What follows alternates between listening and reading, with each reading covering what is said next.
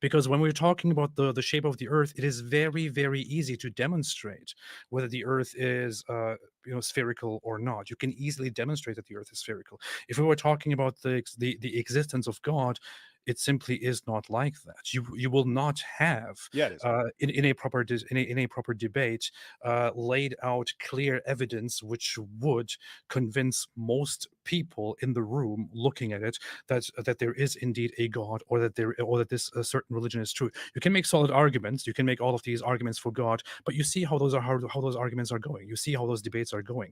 I mean, let me just ask you. If we when there is a debate on whether God exists or not, do you think more than 5% of people who are watching actually change their opinion on the subject? What I'm saying is that's irrelevant to me. I That's don't think so. it's not relevant how many people are going, because you're talking about the world right now. If you had 50% people who've been raised all their lives on the arguments of flat earthers, and 50% viewers who've been raised all their lives to believe in a round earth, and you had two a champion debater from each side, how many of the flat earthers do you think are going to change their minds and say, wow, these guys have a case? If you think it's a lot, you have not encountered these guys before. You have not encountered, again, these guys run circles around people. They do have arguments. I think it's fundamentally flawed. But when you have convinced flat earthers, especially people raised as flat earthers and believe their arguments and they follow this stuff, I don't think you are going to convince more than 5% of the people. If you had a debate, I don't think you would convince a bunch of the people. So again, my perspective would be, I don't care. I don't care if these guys still believe in a flat earth. There's obviously a much better case for this. Therefore, I'm going with that position. It doesn't matter if it wouldn't matter to me if everyone saw the debate and said, well, you know what? The earth is flat. I would be fixed on the argument, saying, what are the actual arguments and what is the case that makes the most sense? You're saying that if a bunch of the people aren't going to be convinced by the other person's argument, therefore you should just remain agnostic. And I'm just, no, that's not All my right. thinking. And I So we don't just think it's your thinking either. Okay, so we disagree on this part. This will be relevant actually for I think, yeah, for number two. Let's come to that, and then we can Might have be a more discussion. relevant there. Might be more In relevant that there. guy's position in Pakistan in Hey, pause it, in pause 19 it, pause it, pause it. What? That's funny. You just scrolled over and it says the injustice of God. I've never seen this. And I'm sitting here saying, if you were raising this as an argument about the justice of God, that may be relevant, but you actually. Because we're actually thinking along those lines, right? percent of people in your surrounding and your family are Muslims, then you would also most likely, almost certainly, be born as a Muslim, live your life as a Muslim, and die as a Muslim. And you would be offended by Muhammad cartoons, by the way. Most likely, there would be no way for you to ever come to the conclusions that you have right now. Hey, pause it. A Christian who was born. What? You're bringing up Muhammad cartoons. Yes. You just had to toss that. You had to toss that thing in there. But you know what's interesting? I mean, seriously interesting. When you just said that, you're like, Muhammad cartoons. And I'm thinking, are people still mad about Muhammad cartoons anymore? And I know they are, but doesn't it seem like way back in the day at this point, like where people, I was just in a live stream over with your brother in Christ and Reason Answers, and a guy kept yelling, your God is a pedophile, your God is a pedophile, as a Muslim. And so he wouldn't shut up. So we just started ripping up a Quran until he left. But I mean, think about that.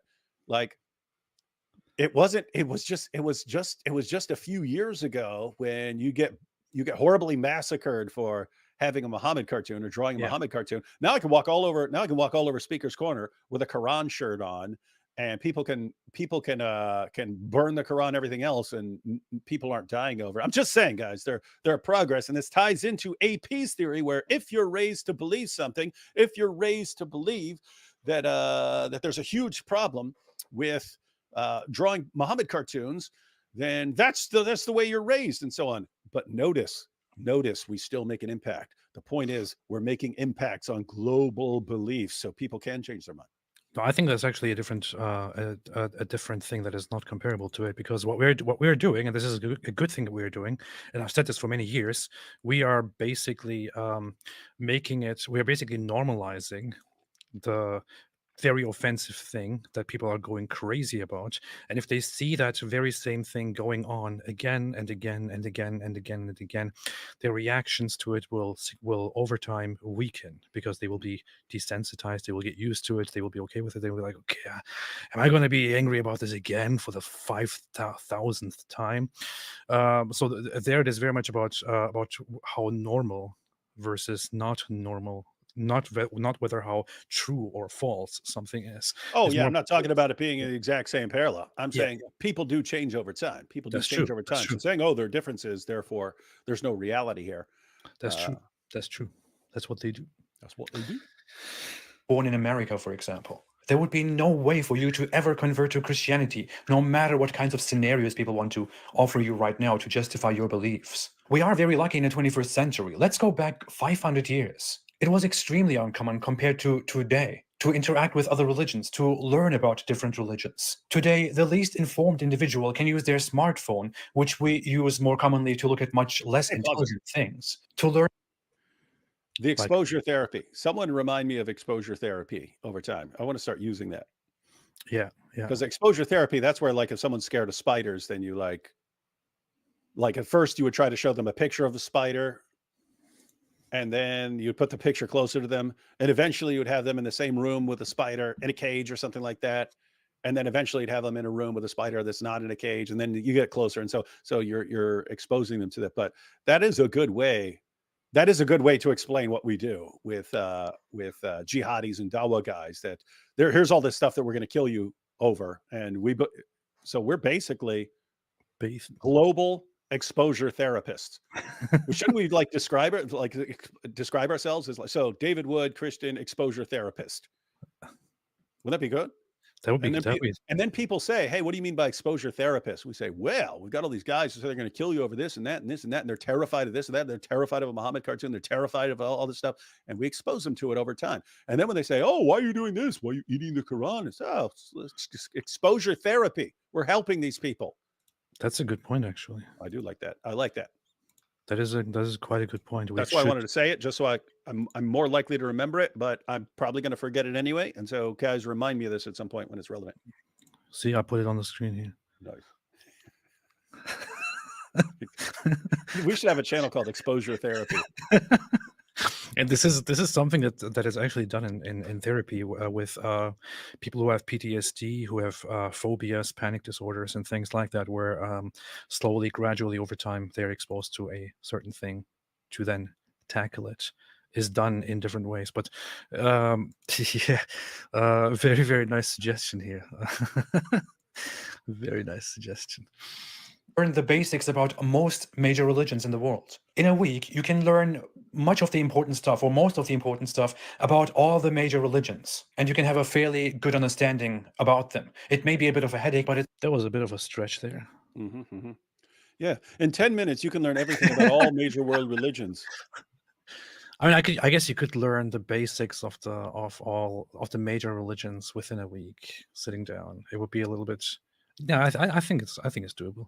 It would be a headache, but it's probably doable. It's possible. So it's easy for us nowadays to sit here and say, yeah, I could have converted to that religion, but it's obviously wrong. So why would I do that? I'm totally convinced with my own. The average person 500 years ago didn't even have the luxury to think about any of this and to question whether they should stay a Muslim or a Christian or convert to a different religion. I think the point here is clear. We are born into different times and geographies, and the beliefs that we have depend on the time and the place that we are in. But the problem does not end by just saying religions depend on our circumstances, which is why all religions are wrong because they are random. Let's come back to the topic, God. According to Islam and Christianity, you have to. Okay, here is the topic now, where this ties into injustice of God. Believe in God, and you have. That's not all, by the way. I completely forgot how I did this video, but I'm now realizing that this is that there's one major argument that is packed into three different things that all tie into each other. The third is the cruelty of God. For some reason, I thought this was going to be like 37 arguments against the existence of God. No. And instead, it's just one guy whining, oh, it's not fair. It's not fair. What? Look at this map. I looked at a map and I said, no, there is no God, because if God exists, there would be no maps. And then I think after that, after 28 minutes, it's then Then just you have another point.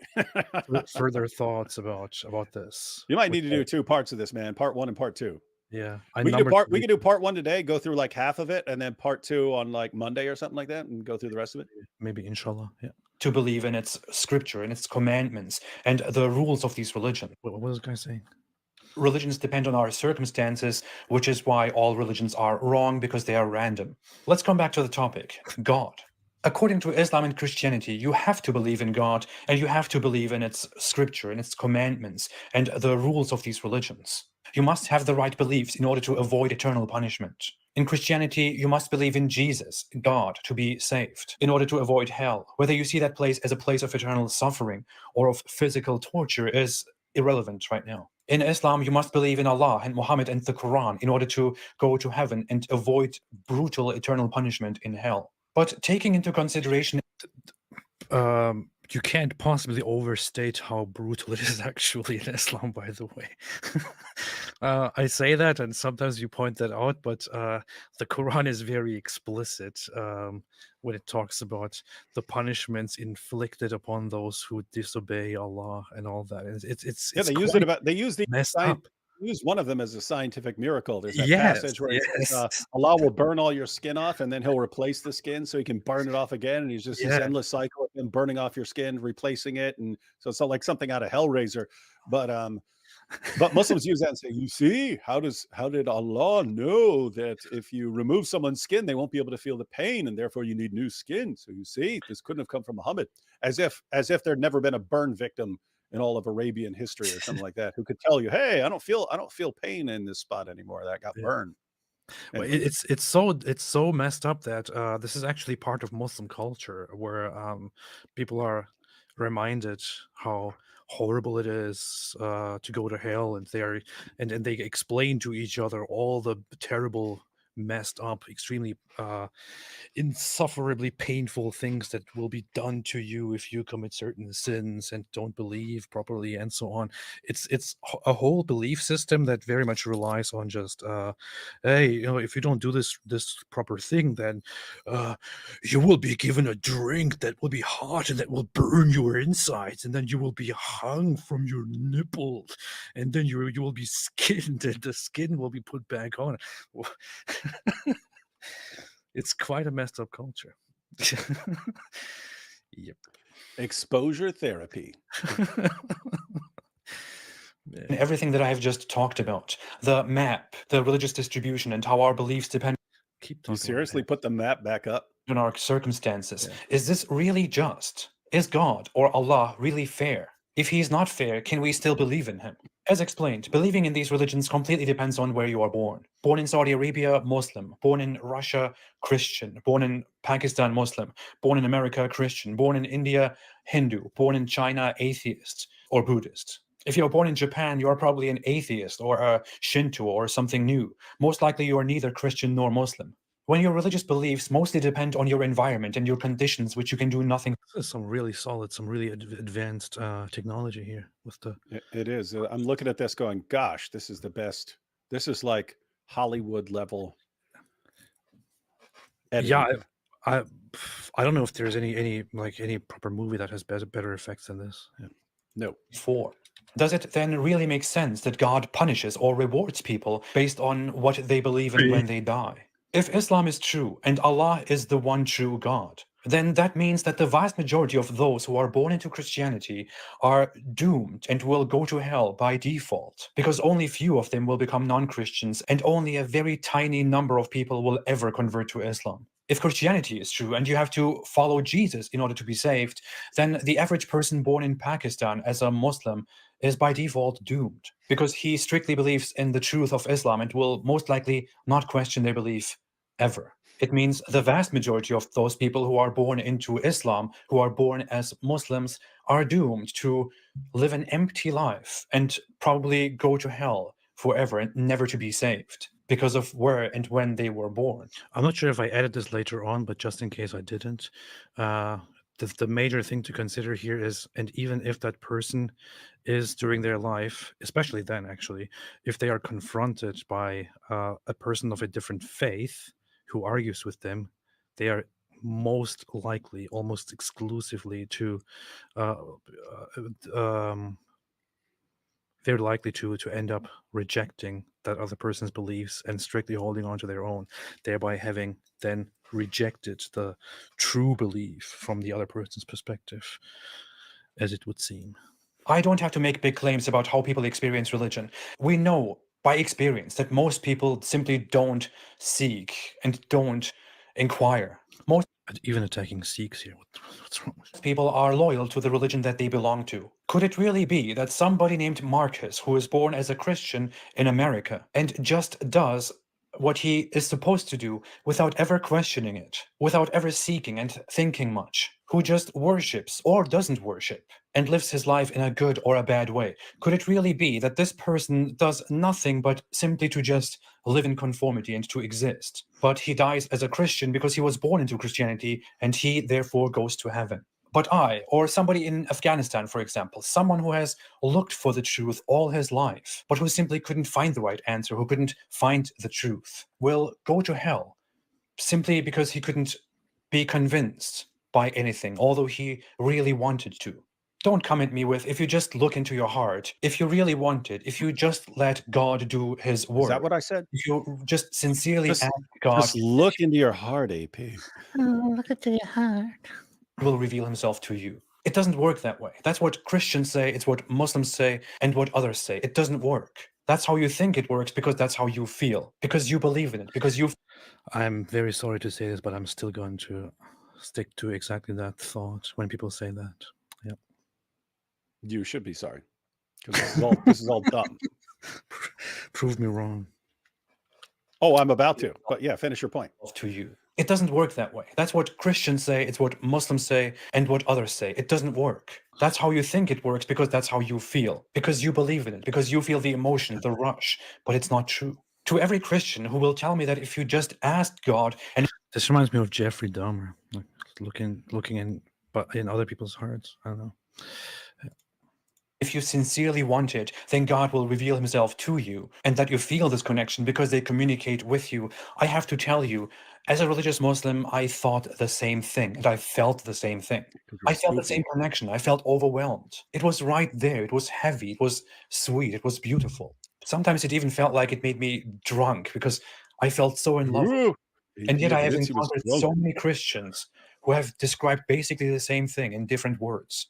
I know some people will really try to tell me that what I experienced as a Muslim was actually the wrong thing. It was actually something different, and only the feeling that you feel as a Christian is the right thing, and that is guidance. Just as a Muslim will tell us that what Christians feel is actually misguidance and that it is Satan touching them, whereas what Muslims feel. I don't know why I said it that way, but it sounds very, very strange when I listen to it now. What, Satan touching someone? Yeah. Satan touched me. course Show not. me where Satan touched you. Show me on the doll where Satan touched you. Right. And who is the judge here who will point at the right one and the wrong one? You? Me? Other humans who are so mistaken by default, who are so wrong about so many things in the world again and again, just like me. Isn't it so obvious that it is all so subjective and so biased that it's all the same? But hey, let's put the divide between Christianity and Islam and Can't pay attention when people are saying funny things to me. AP was intellectually molested by Satan, you see. Right when he said that, I remembered wasn't that one of the first episodes of It's Always Sunny in Philadelphia? Oh my Remember God. the doll? They're asking him where he was molested. He's a grown up now, and they're making up a story about how their gym coach or something like that molested them so that they can like sue the school. They're just trying to get rich. So they make up a story about how this guy molested them. But then, because I think that was the first episode I saw. And then they're like, show us on the doll what he did. And then it shows him, and then you got the doll's butt here, and you see him going in with his finger. And I'm like, there's no way they're going to show this. There's no way. Because you would never show that on TV, right? And it shows him, and he's going, and then all of a sudden he goes, And I was like, no, my goodness, they did it. They showed it. Oh boy. I know that show is crazy. Yeah, crazy good. they crossed some lines. They crossed Yeah. some lines. That's good. That's good humor. That's comedy. That's good quality. Alhamdulillah. Hey, what the hell is this, man? All right, what do you want to do? You want to take some comments and super chats? You want me to completely embarrass you for everything you just said right there? What? I just saw What is that. this? I just saw that YahWeh is getting more views than I was getting. So it's What, on a live stream No, or on a video? on the video, on the interview with Andrew. Oh, he's getting more views than you. Yeah, it's terrible. They are still seen Well, as rebellion. In his defense, that's a British show, and YahWeh is a guy who's in Great Britain. So you're a foreigner to them. Maybe. You're a foreigner to them. I might have to hire a hitman. Trying to help you. Yeah. Yeah. Guys, make sure you watch AP's interview on heretics after we're done here. We can't let this Tusi guy take over. Hey, he's actually, that's a cool looking dude, man. I won't allow this. Like he looks like he should be in like movies or something like that, right? Like an actor, like a crime guy or crime boss or something like that. Yeah, it looks like he could be the next James Bond, considering inclusivity and all that. Did you just say Jane Bond? James Bond. I said James Jane Bond. That's messed up. Hey, you heard it here, folks. He just ruthlessly insulted YahWeh. Yeah. Called him Jane Bond. I have a recording. Christians and Muslims aside, let's say that monotheism is true. Let's talk about China. What about the guy in China? Let's talk about China. China. China. Love China. It's about China. China. What about China? When people tell you about God, just say, what about China? How about China? I love China. Oh, man. But China. I love China. China. Yeah, okay. So Bambus Lighting said, what about an Aristotelian type God, AP, no POE? What do you mean? What do you mean? What do you mean about? What do you mean? And what do you mean Aristotelian type God? How would it be different? I don't get it. Well, any of that is significantly different from what you were saying if you're referring specifically to Christianity and Islam. Well, we're talking about the unmoved mover thing, that there is a being, like a first cause who causes everything else. But I mean, Christians and Muslims will agree with those arguments and so on. But again, that's why I said expanded theism. If you just take theism, that's the proposition that a God with certain attributes exists and created the universe. If you start talking about heaven and hell and judgment and sin and so on, at the very least, you'd want to call that expanded theism. It's theism plus a bunch of additional doctrines. And that's why for a lot of what you're saying, it's like you're not really just talking about the proposition whether God exists or not. You're talking about a larger belief system, and that you're responding to. And even what you were just saying right here about the justice of God, that kind of wouldn't most of that really wouldn't be relevant to the question, does God exist? There would be more relevant to the justice of a Christian or Islamic type God. And so that's why I explained at the beginning of the video in the introduction section, which you apparently didn't pay any attention to. I know. I'm saying you're being deliberately confusing in the way you're addressing the issue and being very sloppy. And it should be why I don't believe in a Christian / Islamic That's why God. I specifically specified here in the introduction section that there is a distinction. That's why I specifically said in my introduction that the topic I say I'm addressing is not what I'm actually addressing. I'm actually addressing this other topic. I specifically said there that if we're talking about a certain being that is behind everything, then that's a different topic. However, different topic than the one that my video is titled.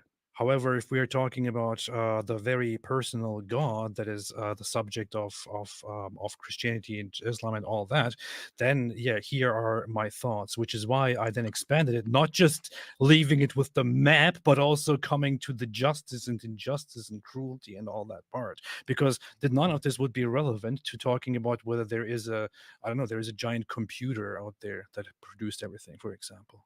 Mm-hmm. It's about specificity. Yeah. So you are not rejecting God. You're rejecting a Judeo-Christian God.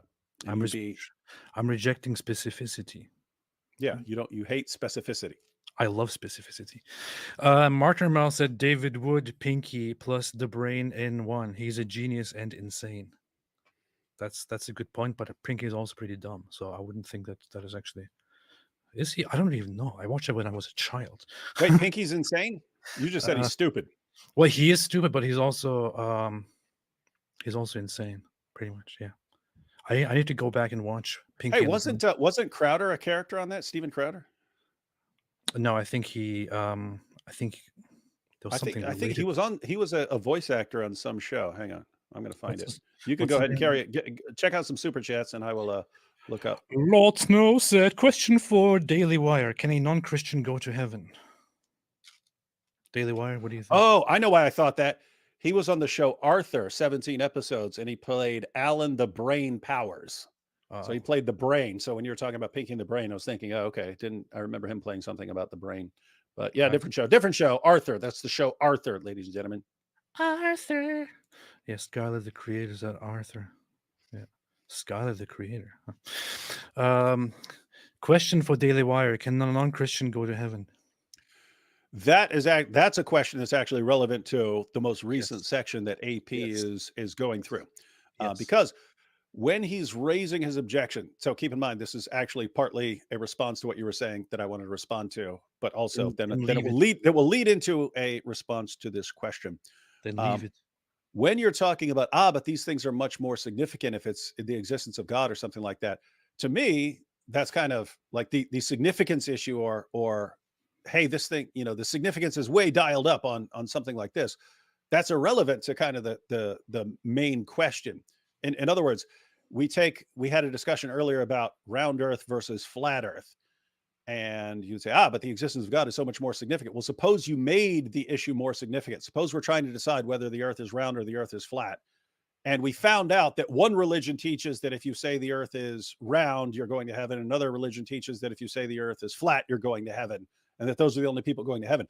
That additional proposition, that modification of the hypothesis that, you have to decide, and it's a matter of going to heaven or hell. To me, that wouldn't affect the question of whether the earth is round or flat. I would say, okay, that's an additional proposition and so on. That's true. With that said, I pointed out, even when we were talking earlier, that if this were raised as an objection to the justice of God or something like that, that would be more relevant. So as far as what AP is saying here, raising this as an objection to the justice of a God who's going to judge you based on what you believe, when you might be just born into the correct belief system, or you might be born into a system where you're raised all your life to think that system is the other system is the most evil thing ever. That is relevant there. So these kinds of things are relevant. So as a question, can a non-Christian go to heaven? Difficult question, of course. David admits that AP was right in the video. I'm just trying to be nice because I don't want to say, hey, that was the dumbest thing I've ever heard in my entire life. So on the issue, can a non-Christian go to heaven? I would say, obviously, according to the Bible. Keep in mind what I'm saying, ladies and gentlemen. We talk about the Old Testament saints, Abraham, Isaac, Jacob, and so on. Were these guys what we would classify as a modern Christian? No, they didn't know a lot of this stuff. You'd say, hey, they believed. We say that they were looking forward to it. They would not have known a lot of things about Jesus dying on the cross and rising from the dead that are required for belief in Christianity. So we would say that you can. It's that God is going to judge you based on the revelation that you actually have access to. So we'd say that that's at least a scenario that we know in the Bible where people who wouldn't qualify as Christian in a modern sense, nevertheless, God would judge them based on the revelation that they received and their reaction to that revelation. So it's not a situation where you'd say they believed in the full gospel or something like that. You'd say the blood of Christ is applied to them because of how they responded to the revelation that they were given. But guess what? You could, and here's the thing: I'm not going to affirm this. I'm just going to say it would make sense from the biblical perspective. What if you have someone who's on an island somewhere and never hears the gospel and doesn't know things? Is there some amount of revelation that even that person has? Well, yeah, you have what's called natural revelation. You can know that the universe is created. You can know that there's some sort of moral law. You can know that you haven't lived up to it. And you can know, hey, if there is something out there, then I haven't lived up to it. And therefore I'm in need of a savior. Can you be saved based on responding to that revelation? D Wood doesn't know, but I wouldn't rule it out, because again, we have similar situations with people in the Old Testament. So there are lots of Christians, in fact, possibly most Christians, who say, no, this is what you have to believe, and this is what's required. I'm in a category where I don't know. I've seen people give presentations on. Matter of fact, let me just give you a specific example. I was at a conference. I believe this was in Texas. It was the Evangelical Philosophical Society. So these are evangelical Christian philosophers who are making arguments about some of these things. And then you have philosophers who are rejecting those kinds of things. But they talk about whether a person who, they break it down in three categories: completely unevangelized. In other words, you've never heard the gospel. What's the status there? Then they bring up the category of pseudo-evangelized. So maybe you've heard the gospel, but it's not an accurate presentation. And they give the example of like a slave who is brought to America, and he has Christian slave masters who beat him. And so suppose they preach the gospel to them.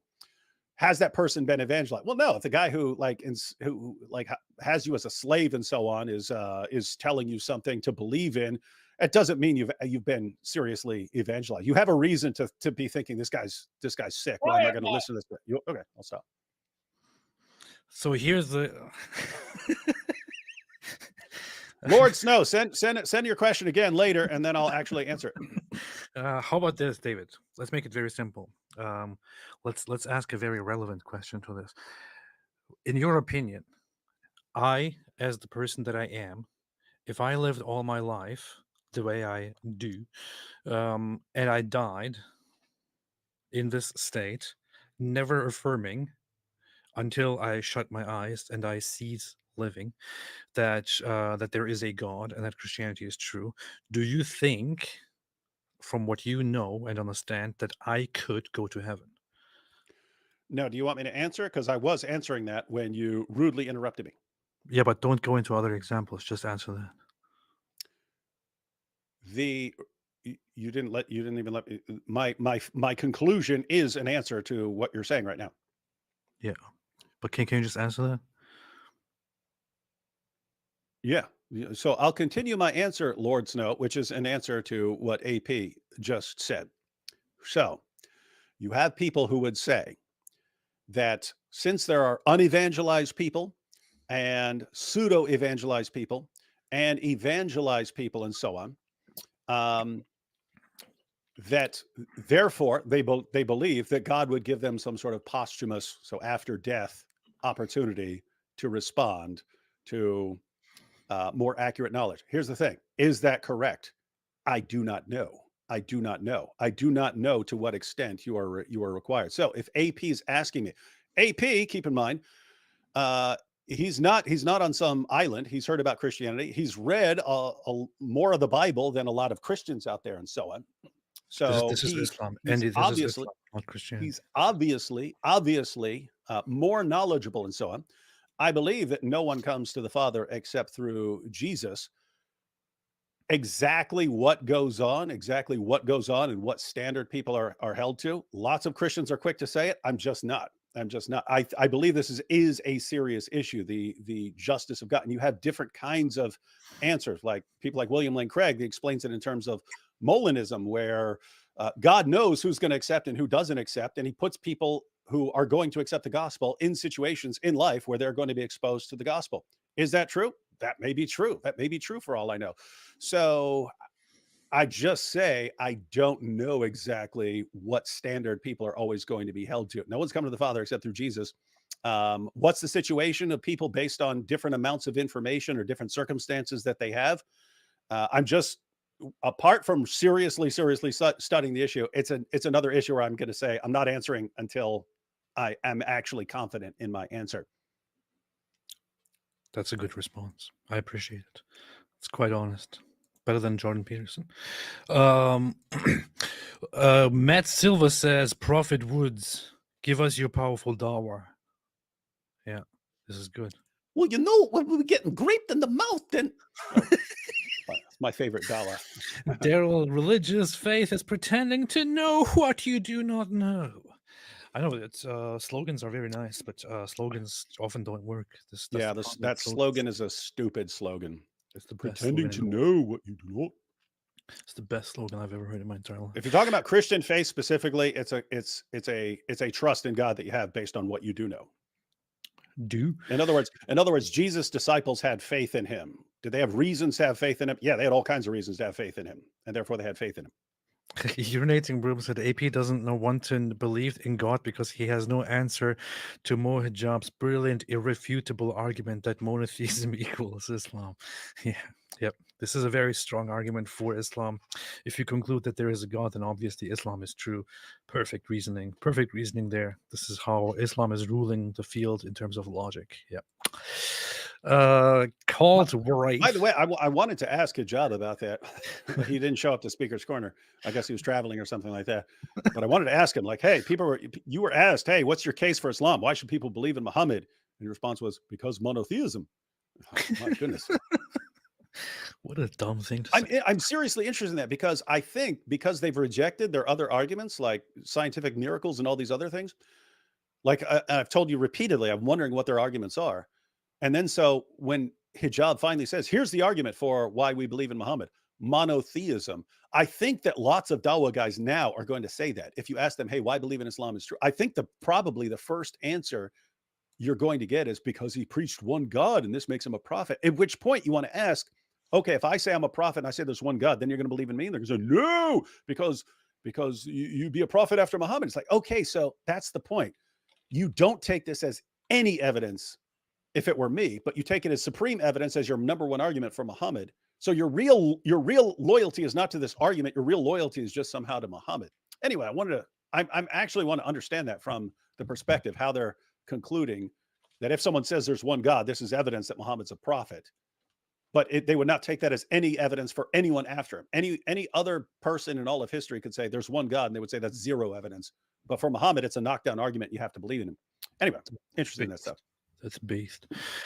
Cultworth said, unless AP gets saved, you will have to hang out with Mike Winger in heaven. This is, this is important. This is actually of great significance, David. Yeah, this is an important point. Giovanni Garcia said, if Dr. Disrespect uploads a video admitting to converting to Islam, everyone will suddenly forgive him and he will be praised. Who? I think I saw that with Sneeko. I saw that on Sneeko. I have no idea who Dr. Disrespect is, but apparently he was talking about, I don't know, being with a 17-year-old or something like that. And everyone flipped out on him. And Sneeko's like, oh, but who are you to say that it's wrong to bone a 17-year-old or something like that? I don't know all the details, but I saw Sneeko defending him. But yes, Giovanni is entirely correct right here. If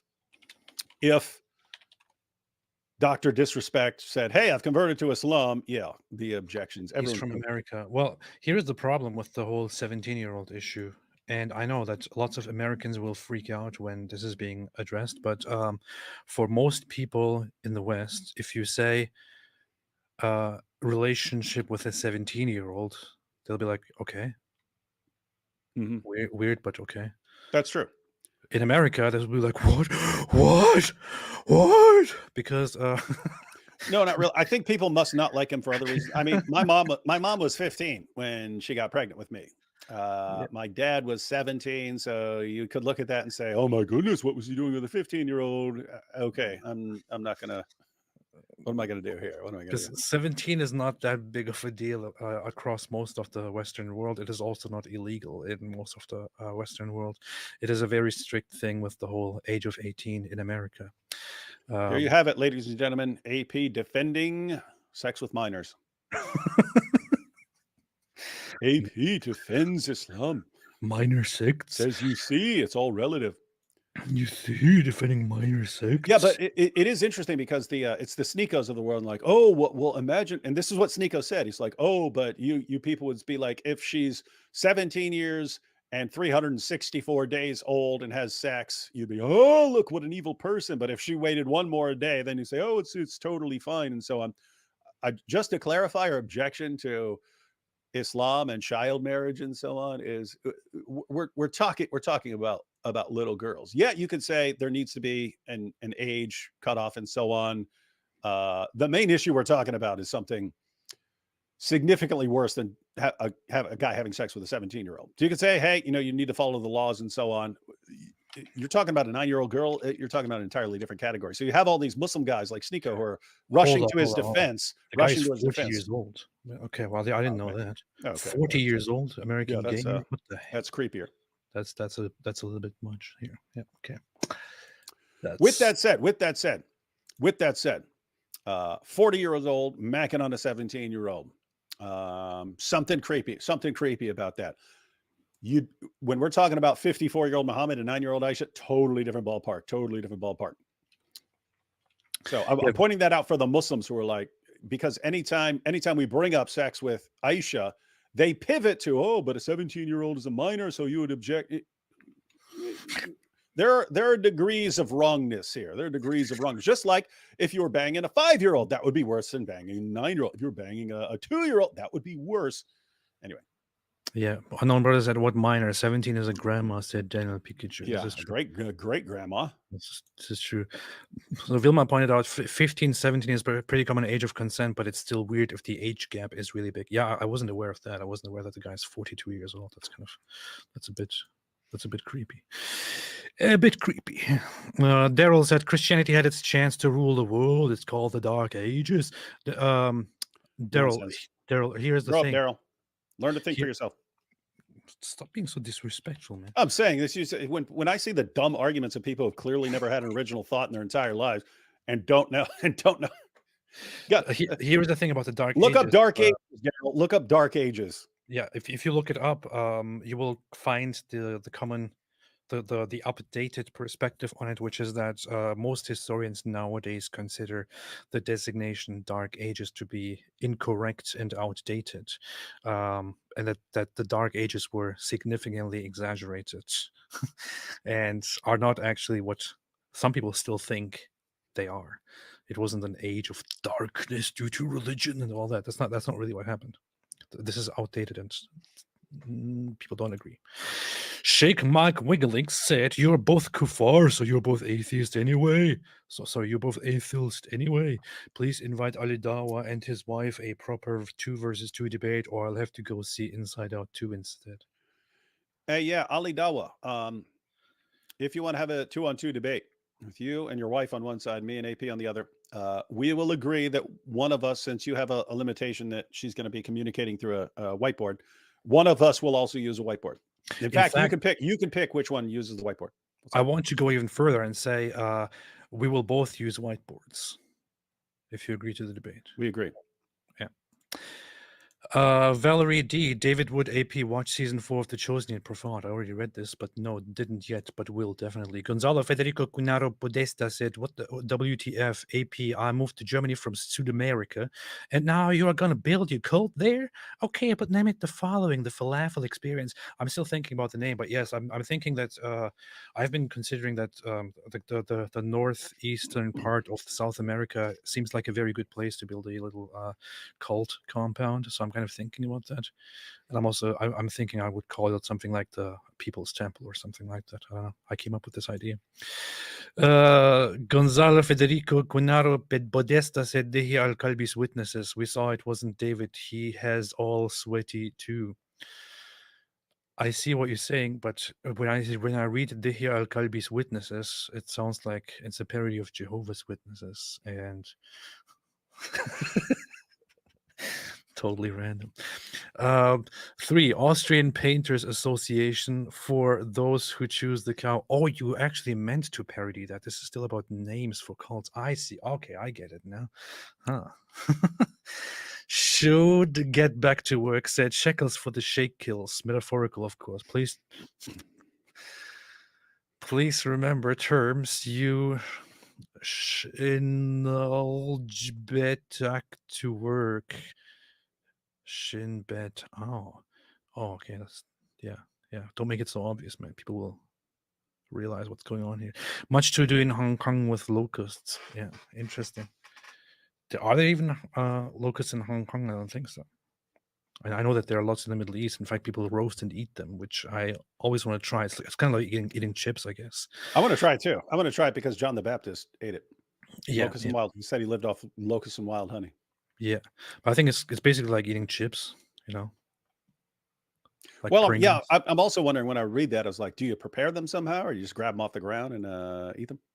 No, you roast them and I'm then not saying, salt them. yeah, I understand some people. I'm wondering how John the Baptist ate them, which would kind of be like, how would a first century guy who's eating locusts eat them? Like, that's what I mean. Do you cook them, or do you just like grab one and eat it? He probably bought them at the store as well and ate them. Yeah.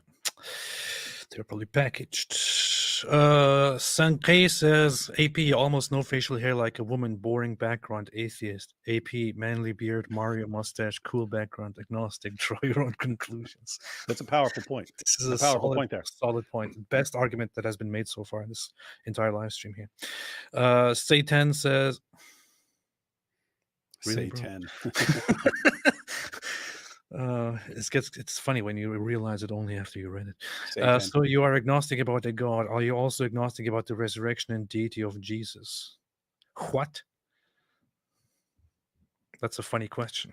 Yeah. So that, yeah, the That's a very question, funny yeah, the question. question there is, are you saying that Jesus didn't die and he's not divine, or are you just saying, I don't know? No, it doesn't say die. It says resurrection and deity. Okay. of Jesus, Are so- you, yeah. So I'm assuming you would believe in the death of Jesus. So are you agnostic I about cannot say that Jesus? he actually died. I don't know. No. I mean, I guess if I'm agnostic about the supernatural, or the unmoved mover, or the creator, or the originator, or whatever, I honestly don't know at this moment how to answer this question. Yeah, because it's interesting. Because based on the way you were just about to say, is well, if I'm agnostic about whether there's a God, then I'd be agnostic about whether God did this thing. Which my follow up is going to be: so are you agnostic about whether Muhammad flew to Jerusalem on a winged horse? Because I'm assuming you're gonna be like, I'm not agnostic. I don't believe that ever happened. Yeah. So anyway, the existence of God obviously makes the supernatural possible, but assuming the possibility of the supernatural is this. Let me put it this way. William James talked about things being live options. Live hypotheses and dead hypotheses. Dead hypothesis is something you can't even take seriously anymore. A live hypothesis is something that even if you don't assent to, it's something that you could seriously consider. So would it be a live hypothesis or a dead hypothesis? Yeah, this is actually this question by Satan is possibly one of the most interesting questions that I've read in a while, as simple as it may seem. Because I honestly don't have an answer to that right now. I honestly don't know how to answer this question. It's just a quite different angle to look at it. So that's all I can say about it, and I appreciate it. It's quite funny that this question came from Satan. Mad social scientist said, atheist, 20 plus years, no argument can change it. Had a heart attack, NDE, saw my soul's fate and ran to Christ, prayed to war, pray it won't take that for AP or anyone. I thought you were going to say had a heart attack, NDE, saw my soul's fate, ran and still not convinced. But I thought that's where this was going, because that's kind of how it started. But interesting. AP, as far as leave that up for a second. As Yes. far as your overarching argument, I don't know exactly what your perspective is. I know, like, the new atheists for a long period of time, their approach has been prove to us that God exists, and we're gonna play skeptic here.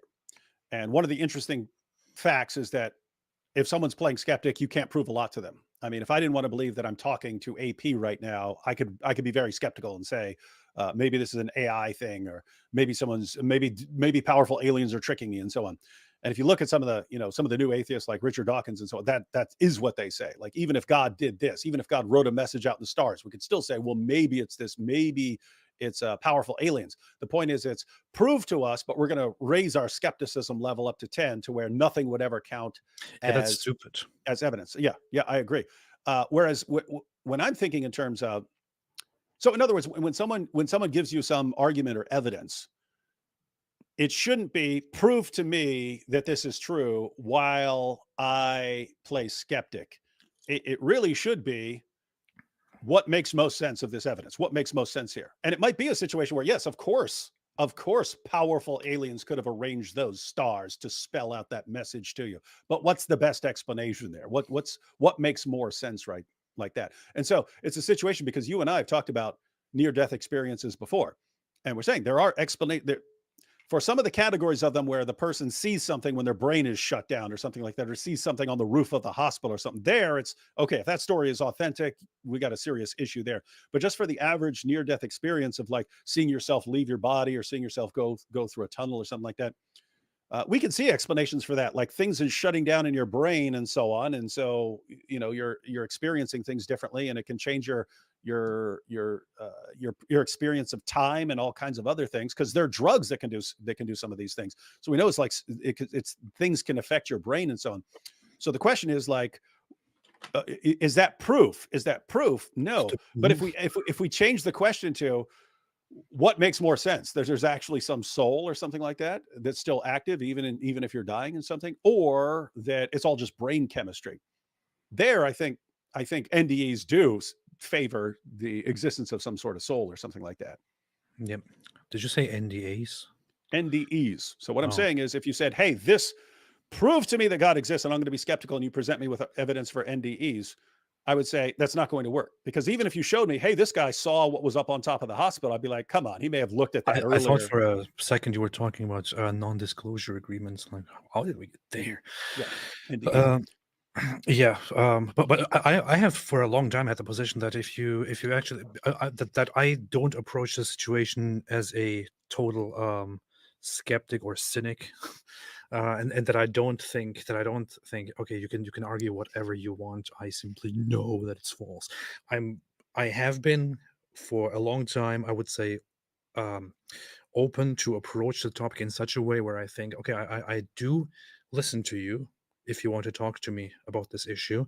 And if you can actually demonstrate to me and provide a convincing argument that that this religion is true or this being exists, and if I did find that convincing, I would admit it. I mean, if I was genuinely, consciously convinced, I would admit that. And I would say, yeah, okay, I think you're right. I think you're right. It's true. I think you're right. I think you are right. I believe now. But this often doesn't happen with people approaching the situation with miracles, for example. Like in response to miracles, I have said, if you can show to me that a person who has no leg prayed and then a leg came down from the sky and attached itself to this guy's body, then yeah, I would say definitely a miracle. Otherwise, miracles are also very vague and obscure, Or you could just say powerful aliens did that. which is always the case. Yeah. Grauen Ritter said, "What does IS mean? What does is mean?" Yeah, that's what was missing. In this case, it means intellectual subjugation. Max said, "AP stands for a man of piety." Lloyd 444 said, "You know what they say? More problems. problems. That's Mo problems. More, That's more, funny. more problems."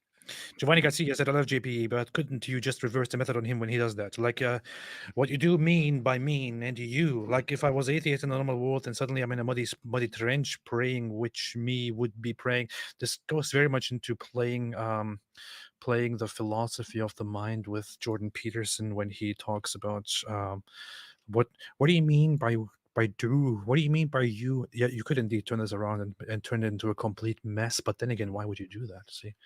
Yeah. So, well, the relevant point there is when we're having a discussion, it's assumed that we understand what words mean. If I ask you a question, you're suddenly going to start going, "What do you mean by do?" It's like, okay, dude, this is there's something weird about this right now. Yeah. If you come to me and ask me, "Do you believe in God?" I obviously know what we are talking about, right?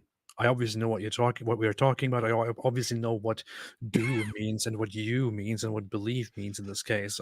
If I approach this with an endless discussion about the meaning of believe and do, it seems to most people like I'm just avoiding an answer, beating around the bush. Yeah, that's why it was impressive that Cosmic could actually get him to say Yeah, something yeah, and yeah. say, okay, I suspect that if you brought back a camera, brought it back in time, put it in front of the tomb of Jesus, I suspect you would see someone walking out of there. But then he's still Then again. he's still, well, I don't know what it means. Okay, well, that was enough. That was enough to answer the question. Yeah. That's the point of the question, was to get the answer to the question. It doesn't matter if you don't understand the implications or something. Yeah.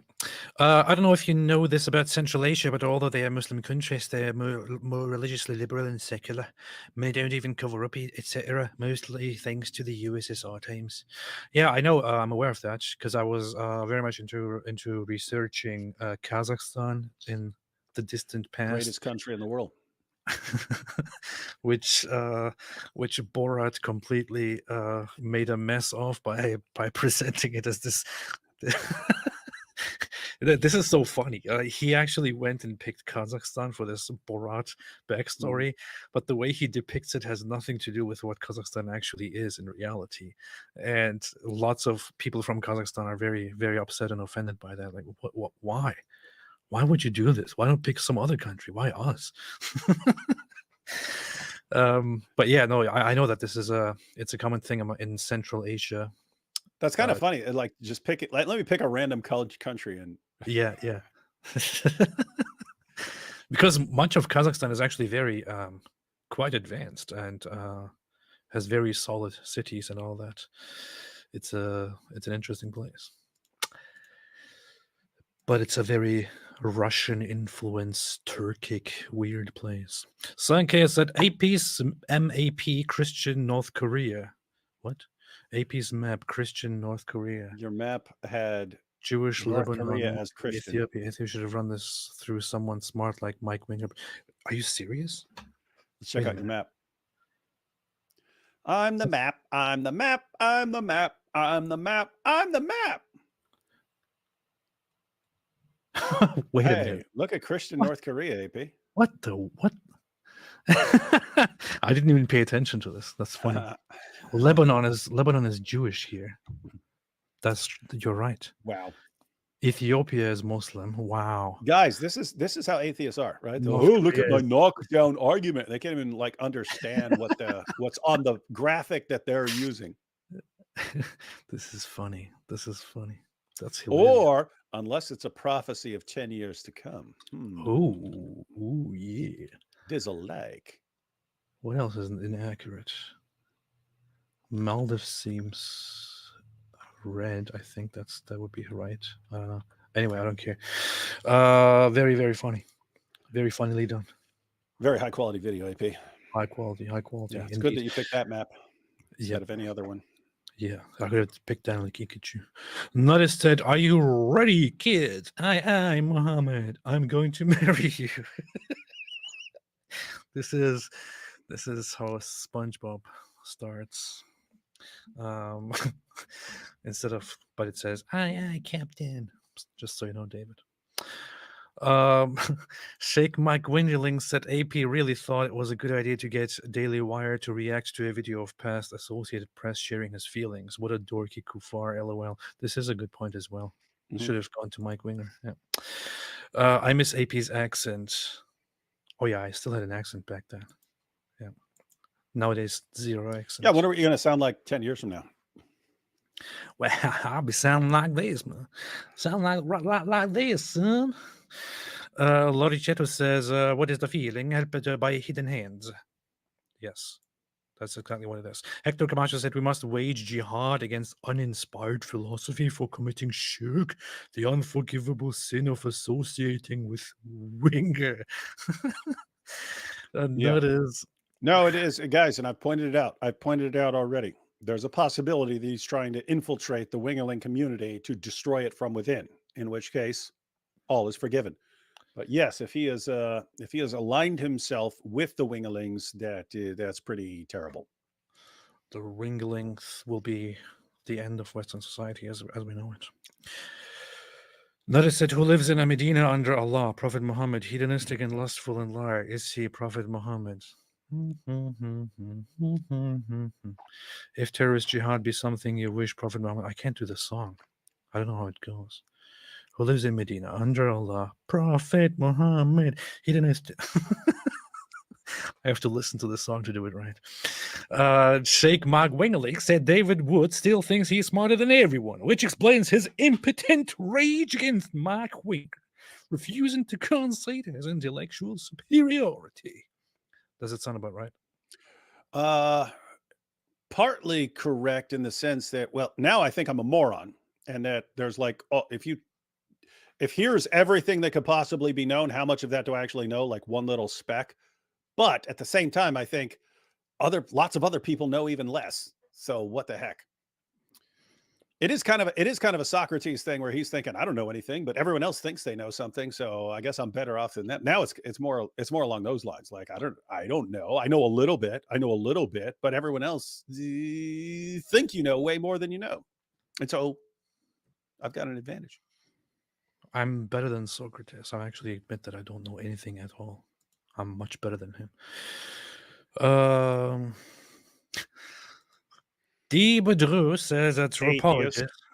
D says anthropologists have identified 18,000 gods, goddesses, objects of worship in the ancient world. Nobody believes in them anymore. The likelihood of today's gods eventually being discarded are extremely high. Yeah, and anthropologists have identified 18,000 scientific theories that are now rejected. I guess no scientific theory is correct because all of the ones that have been rejected. Silly reasoning, give it up. Well, there is a point that to be made here. That was a very false equivalence, David. But there is a point to be made here, which is that indeed there were times long before the emergence of the religion and the God of Abraham. This is actually scholarly agreed upon. You should know this, that there were different religions throughout the millennia. Wow, that there were different people religions, and there were different views of pretty I much know. everything. Shocking. I guess completely we died out. can't know anything that's true because any true belief you could actually maintain, I could say, but there were lots of people who didn't believe that in the past, so this can't be true. No, well, Goodness. the My point to be made goodness, here. the sloppiness of atheistic reasoning. I don't want to misrepresent D here, but I think the point that she would make in this case would be when those beliefs and those different ideas, different religions, different religious beliefs were around, the People God of believed in Abraham, them, and the God of therefore, Abraham. No. people refused. She says it right here. She says it right here. The likelihood of today's gods eventually being discarded are extremely high. It's exactly what she said. People rejected those beliefs, therefore they'll reject these beliefs. The God of Abraham did not exist at that time. That's what she would argue, probably. Well, that's not what she's saying at all. But that's what she would probably argue next. She's just saying, hey, people believed in these gods. They were eventually discarded. So probabilistically, if you said 18,000 gods were all believed in at some point, but rejected, then what's the chances that this God will also be rejected at some point? Well, based on those gods being rejected, I know what you're pretty high. saying. I know what you're saying. And I'm just saying what she said right there. I'm saying what she said. And that doesn't actually refute the point that she's making at all. But I'm also saying, on top of that, to continue arguing here, and from what she's saying, it would also be the next thing to point out that much of this existed long before people ever believed, as has been anthropologically established in the Jewish religion, the God of Abraham. Zero relevance to anything we're talking about.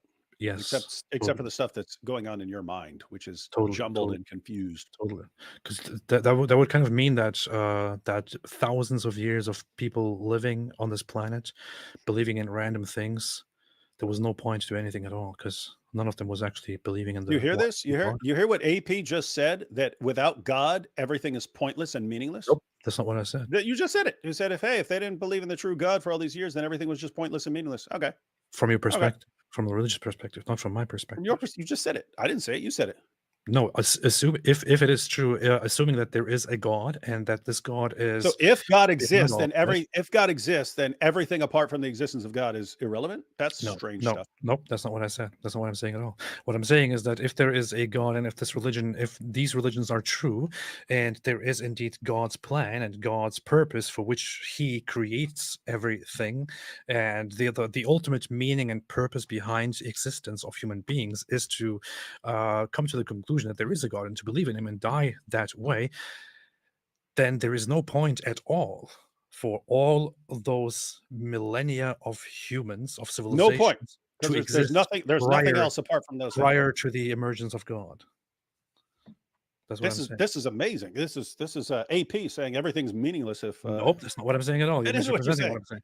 I'm saying if there is a God, if this Yeah, is the if case, there is a God, then everything else before would be is meaningless. insignificant except for that one No, thing. that's not And what I'm saying therefore, at all. without that, then you're just left with everything Nope, being meaningless and insignificant. nope, that's not what I'm saying at all. What I'm saying is if this is the You purpose, heard then it here, everything folks. Everything is that came meaningless without before, God. then everything that came before this was completely meaningless. Why Because can it be meaningful? Just you're missing something. Why could it be meaningful that relationships and living and life, these are all some kind of meaning, yet you don't have the greatest meaning, but you still have meaning? Gosh, I feel like I'm okay, actually why did those defending atheists who say there's still meaning even without God.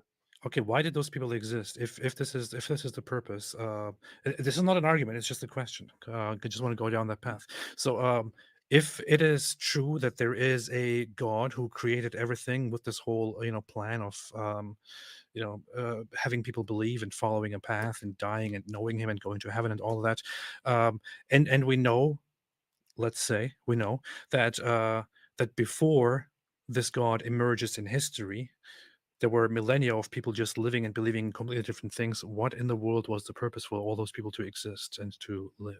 There Why can't did be they any purpose other than No, I'm other asking you. I'm than asking you.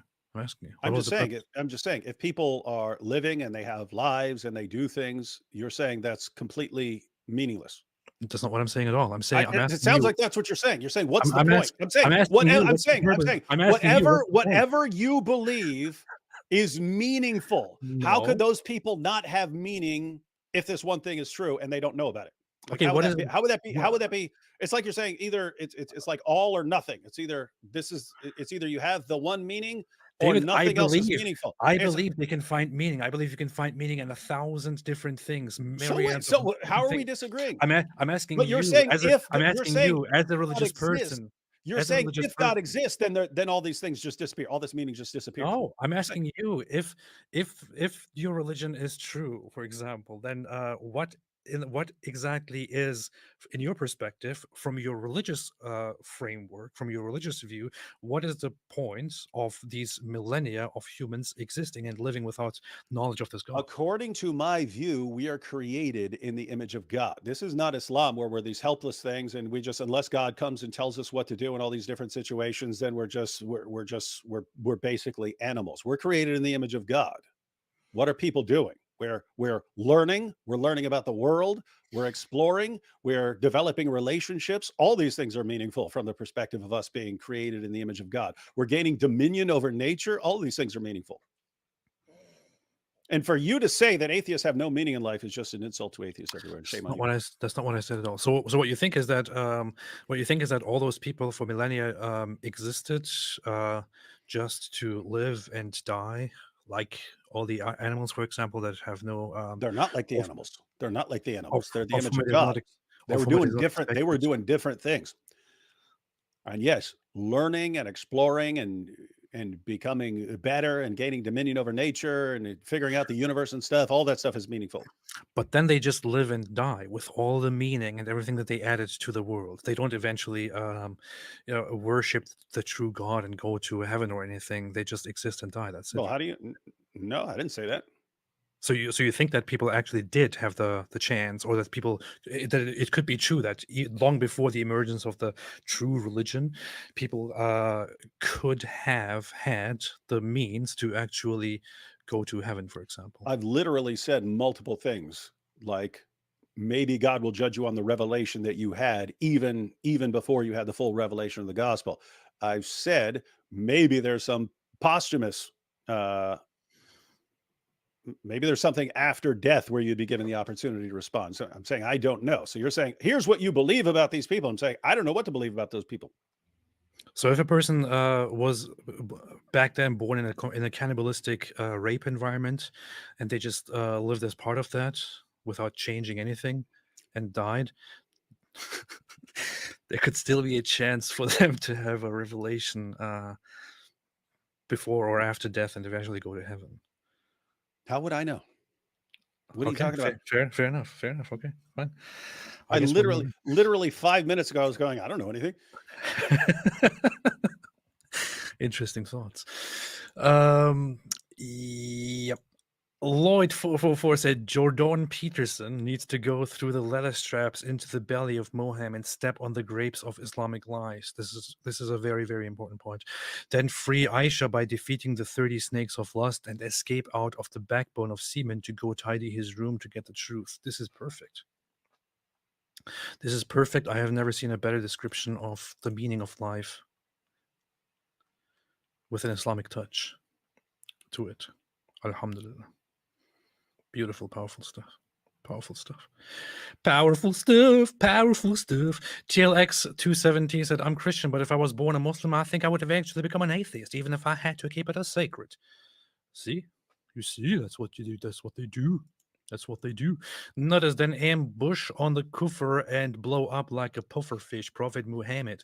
Paolo Lungaro said, a lot of atheists say they believe in God is to eliminate the fear of death. Thoughts to the both of you. A lot of atheists say the belief in God is to eliminate the fear of death. Thoughts to the both of you. Okay, I have a lot of thoughts on this topic, and Are any of them relevant? that's what I'm trying to figure out right now. But to briefly talk about this, a lot of people have the perception, even in the atheist circles, that that it is a horrifying thing to live and think about the fact, assuming that it is a fact, that there is that they will simply die and they don't know what will happen afterwards, and there seems to be no meaning, and everything seems to be scary without God and all that. This is actually something that really steers people toward different religious beliefs and all that. I think there is, of course, a very good point to be made, and a very significant emotional aspect of this, that humans obviously undeniably have a lot of concerns about the lives that they are living, and a lot of concerns about what they do not know. So if you live your life as an atheist, for example, and you think about death, and you think, okay, am I just going to die? There is a lot going on in your mind, and you can get the suggestion, okay, you know what if I'm wrong, and what if after I die I go to this other place, or I don't even want to die, I just want to stay alive, and but I will die, like everything dies. And this whole idea of death gives people a lot of confusion, and people end up believing in one or other religious beliefs. In all honesty, for me, after I stopped believing in Islam, and after I started declaring to myself that I don't think there is a God, this was a problem for a while, for a few years. For the longest time now, for many years, this hasn't bothered me at all. Not in the slightest. And I'm not sure if this is true for most people who don't believe in God, but for the longest time now, this hasn't bothered me at all. I think, yeah, everything is going to die. Everything's going to die. So what? I'm going to die one day. I could die tomorrow. So what? But the issue is, simply acknowledging that and living that way also makes up for quite a depressing experience in life, which is also what might drive some people toward believing in God again. I don't know. I'm just going through my thoughts right now without organizing anything. So take it. Yeah, as I it would is. say, as presented, this would be false. Belief in God is to eliminate the fear of death, or something like that. No, you could say it plays some role and so on, but I mean, normally when people believe in God, it'll have a lot to do with how they were raised and so on, as AP was pointing out. But if for people who are actually like concluding that God exists, that has a lot to do with, hey, how did the universe get here, and why are we here, and things like that, and thinking that it's basically that the alternatives to God, in other words, I got here somehow, let's suppose by just complete naturalism or something like that, seems like too much of a stretch. So it's okay, something created the universe, something made me. I just can't believe that this is all random and so on. It's usually something like that. Not, I'm scared of dying, so I'll just make up this thing that's going to save me or something. Yeah. Yeah, I noticed that too, RS. Summer said, "So you're not afraid of death?" I honestly, at this point, I don't think so. I know I knew in the past when I was actually afraid of death. Well, then At why this, aren't you jumping off a building then if you're not afraid of death? at this point, I'm totally accepting of it and quite stoic about it. So, um, living through life is is the bigger thing to be concerned about than dying in the end, in my opinion. Yes, Alhamdulillah, Alhamdulillah. Allah Adonai. Why don't you follow Muhammad Hijab's advice to you? Wait. Scared. Carver said, "Speak for yourself, AP. I am personally terrified." You weakling! You weakling! You're scared. Careful, get one of my Quran shirts, you indestructible. Alhamdulillah. That was a bar, said Rage Pro. I know it was. It's on it. If I could shape it a little bit further, it would sound kind of profound, but it sounded dumb as hell when I just said it. To be very honest, Al Adonai says, "Yeah." Al Adonai said, "This is the law, that you love God with all your heart and love your neighbor as yourself." James 1:27. Those who love and understand there is an objective moral reality are saved before Christ came and will bend the knee when they see him. I will argue, however, that your conclusions on morality or moral reality very much depend on what you were preached and what you have experienced. And if you are left in an environment where, for example, Christian values don't really exist very much, it is quite likely that you will end up with a completely different worldview where you don't really, as an average person, think that there is such a thing as an objective moral reality, which is why Western cultures are nice, even when they are no longer Christian, whereas others are not. Notice here's an issue where she's saying, if you love and understand there's an objective moral reality, you're saved before Christ come and will bend the knee when they see him. So AP, if you saw Jesus coming with the clouds of heaven, Yes. you'd bend the knee, right? Yeah. Yeah. So you're saying, hey, I'm just not convinced, and so on. So anyway, that's part of the idea that how are you going to respond to Jesus when you see him, right? And again, I'm not saying you're good. I'm not saying you're good to go if that is the case. I'm saying just say it, man. Just grant me that. Just give me the ticket. Just not handing out. I have no ability to hand out those tickets. Wow. See? Paolo Longaro said, a lot of atheists. Oh, I already read this. David Kozama, the dragon of apologetics, said, "You see, AP will be reciting the Christian Shahada by the end. There is no God, but Yahweh and Jesus Christ, the second person of the Trinity, the begotten, not born Son of God. Alhamdulillah." Yeah, this will be the new Shahada. I will convert to Christianity and make up my own Shahada. How about that? I forgot to say, inshallah, now it won't happen. No, yeah. You have to remember that, man. Michael made a super chat. Thank you so much. Appreciate it. Chris Scott said, Jeremiah 29:13, "You will seek me and find me when you seek me with your whole heart. You have no want at AP."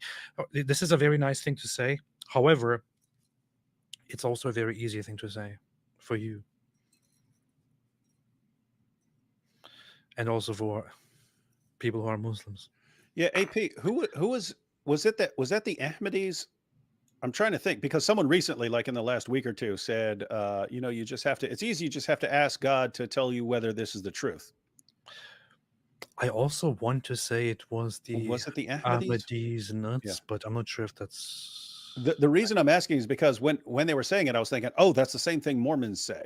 That's the same thing Mormons say. That they say that you have to pray. You have to pray for God to show you whether this is true or not. And if so, you're going to get certain feelings that confirm that it is, in fact, true.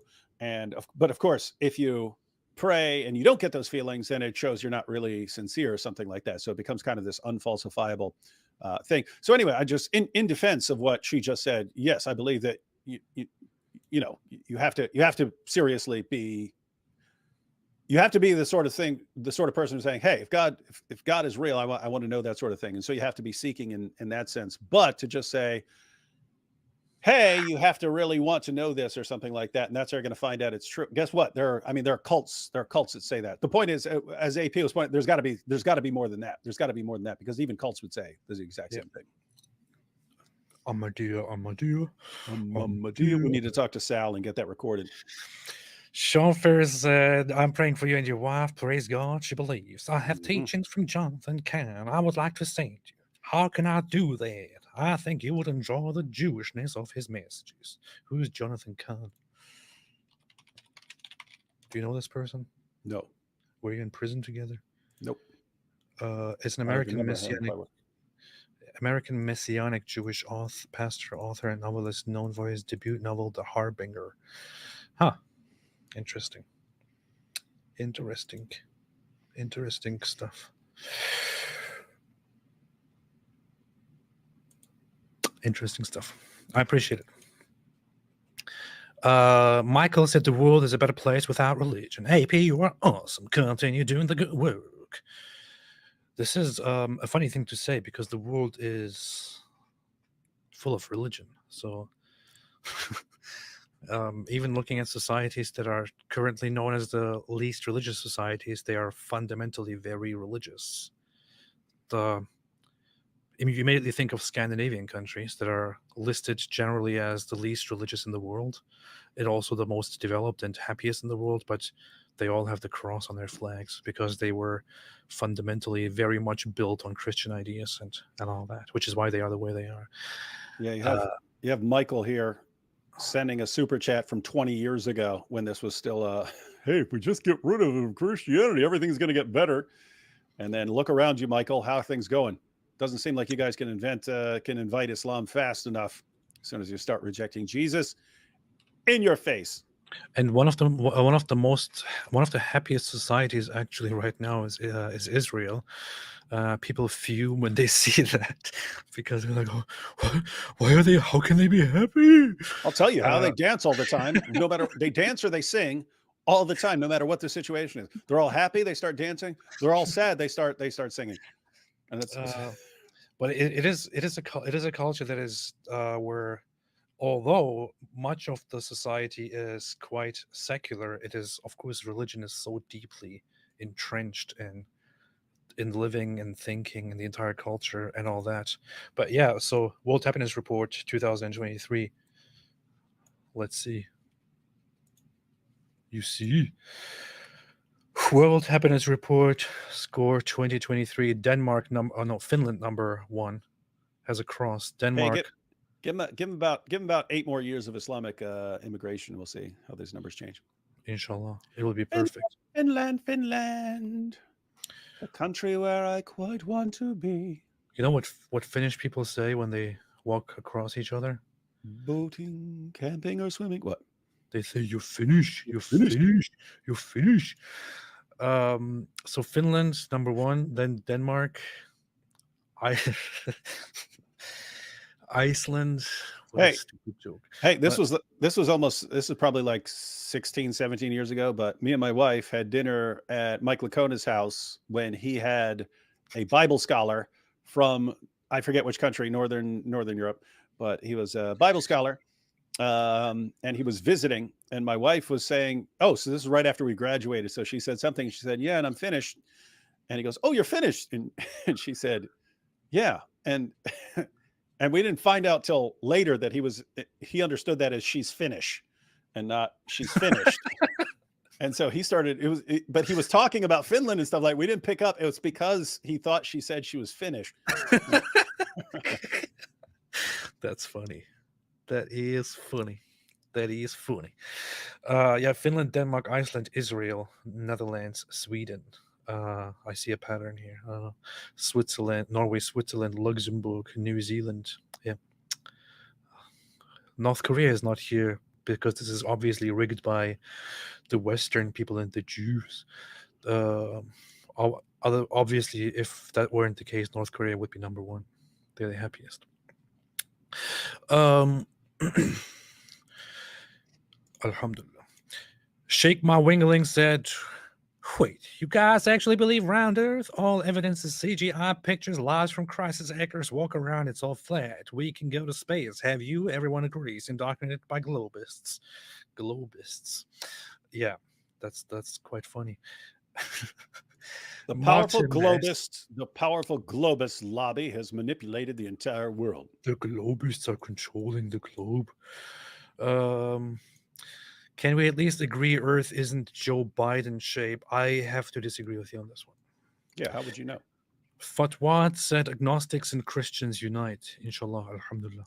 Grays, if societies and not fringe conspiracy theorists originally came to different conclusions about the shape of the earth, that would be evidence against claims of direct access to knowledge of the shape.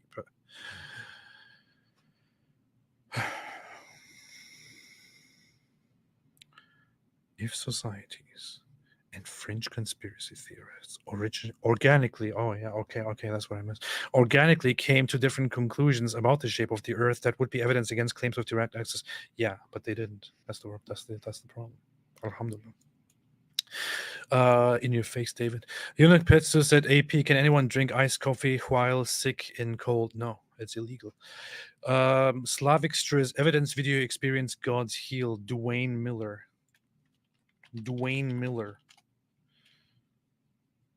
Pastor Dwayne Miller was miraculously healed while preaching about healing.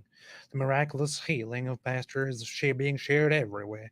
Dwayne Miller, pastor at First Baptist Church in Houston, had contracted a flu virus. No, it's not saying he got better from the flu. I think this was a guy, Lee Strobel. It resulted to a showed us. permanent injury to his vocal cords. He had to give up serving in the ministry because he lost his voice with the help of technology. He was able to teach again, but in short session, and had to shout into the microphone. Yeah, During one church service. his voice was messed up, and he's talking about healing, and all of a sudden his voice comes back. Let me say to you that I believe God still heals. It hasn't ended. That is not over. That's a funny thing here.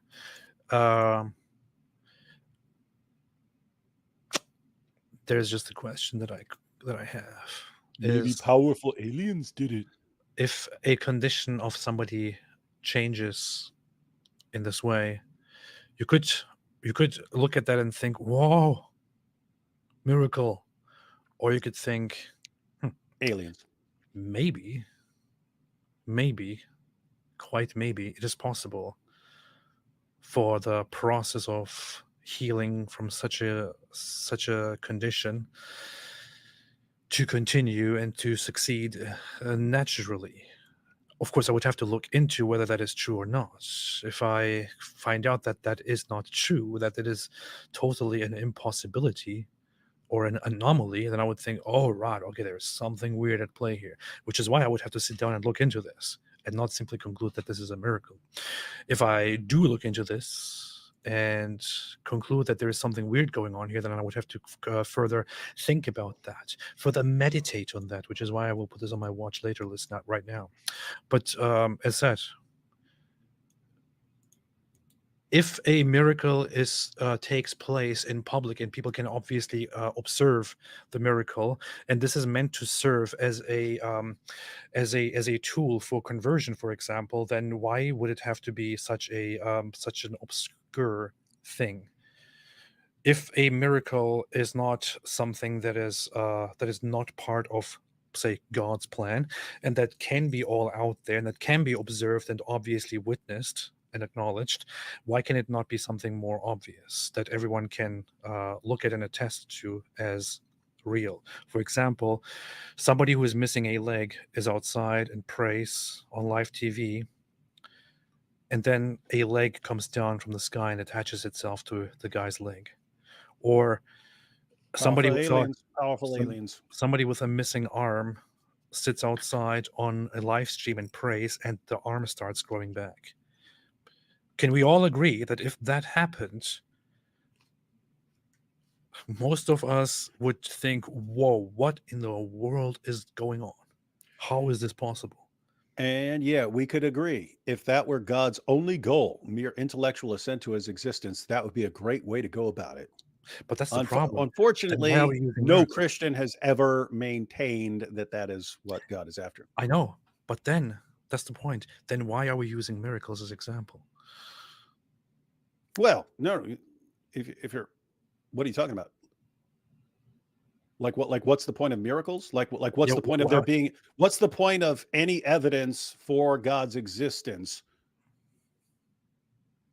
What the if heck? if What the heck are you talking about? if miracles are a thing that can be used, that appear and that can be Mhm, looked at, that can be presented to mhm. people, and they can be used as evidence to convince people that this religion is true or God is true, then why is it so absurd to expect a quite obvious miracle that would leave So you're everyone saying dumbfounded? if there's any evidence, there should be conclusive proof, or if there's not conclusive proof, there can be no evidence. No, I'm saying if there is, If a uh, miracle were some sort of evidence for God's existence, then why not give even more? So yeah, if he yeah. gives if Why he not gives make the it if, obvious? but guess what? I mean, if you're going to say, hey, if he's going to give the leg descending from the sky, and that happens, well, why not make 1,000 legs descend from the sky? Why not a No, million? no, Why not no. a billion? That's a Why not give those kinds of things? that's a cop out because that what that sounds like is, well, even if we did that, you wouldn't accept it anyway. So what's the point? No, no, No, that's not the no, point.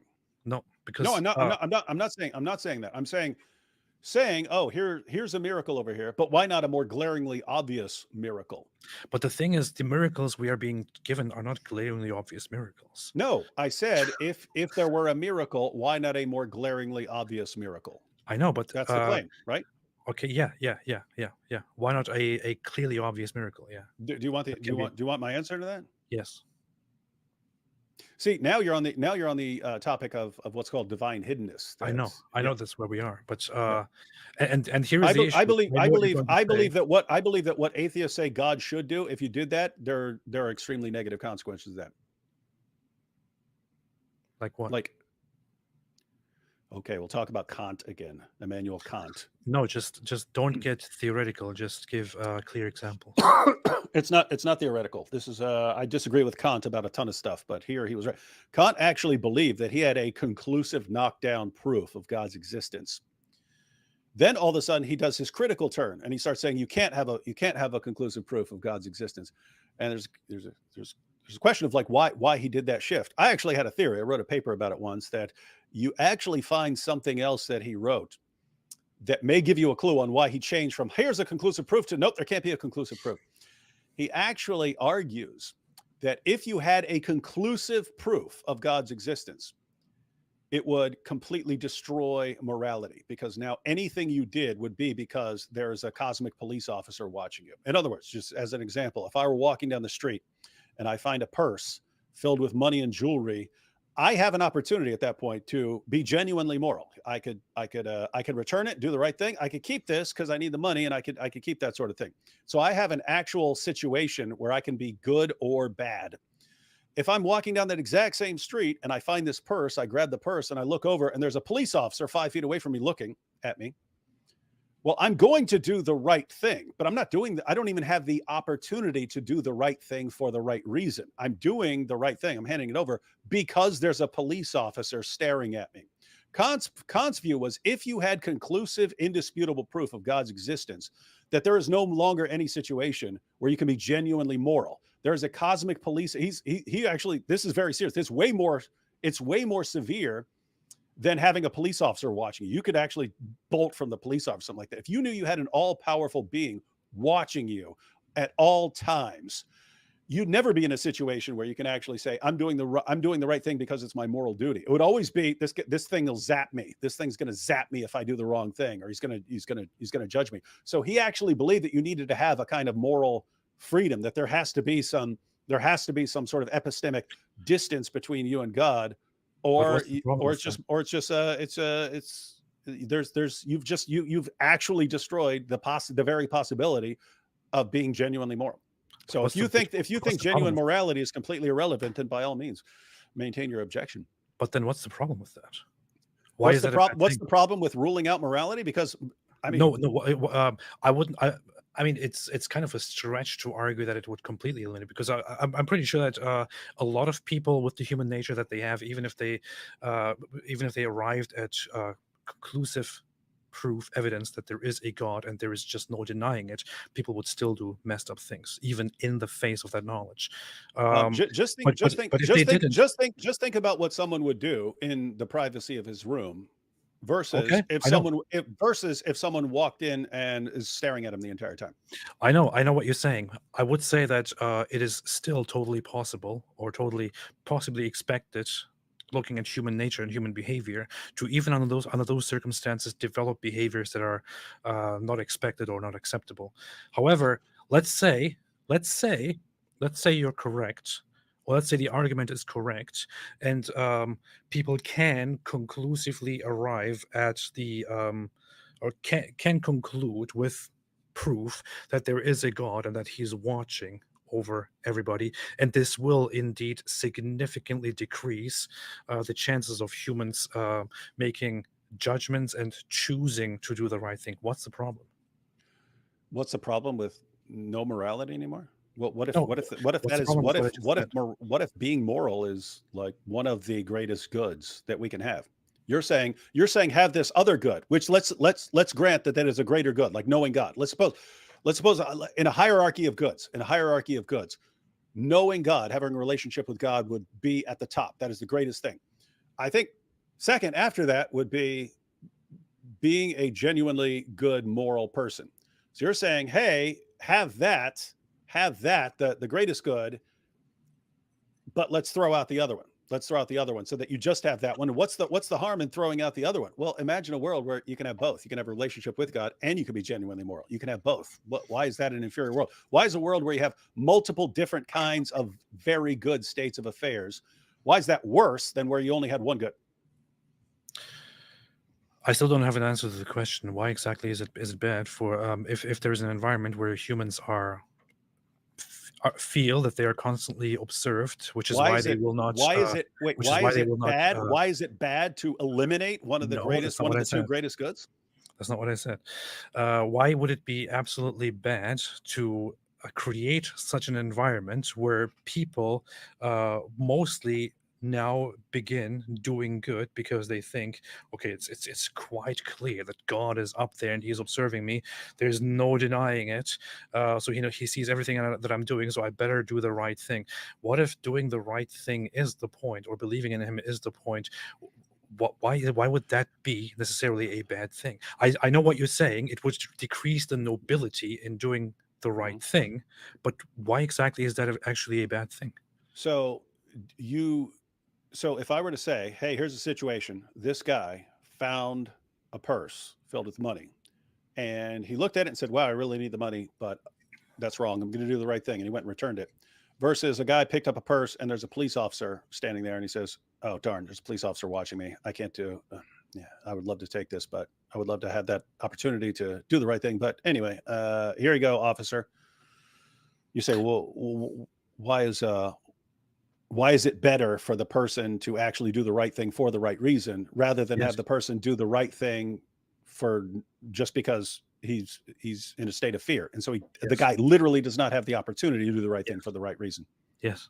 Okay. Well, it's not something we can argue about. Either you think it's better to do the right thing for the right reason, or you just think it's all the same. As long as you're performing the right actions, then that's all that matters. If that's the case, then what you should be looking for is massive external constraints on people to make them do what you want them to do, and not to actually develop morally and be better people. That's what that is your position. It is better to be controlled from without and made to do what you ought to do than to actually decide what to do and do the right thing. Isn't the ultimate destination and eternal salvation or eternal state of humans more important than whatever you want to call it, the nobility or lack thereof of making you're asking about what's more important? Well, something can be more important while another thing is also very, very important. I'm saying we have a world where you've got both, and you're saying no, get rid of one, just have the one. I would say, to be very honest, as it seems to me, if we were to choose between being eternally saved or eternally tormented in one way or another, in comparison to that, any morality, anything you do on this planet while you are alive is completely irrelevant in comparison.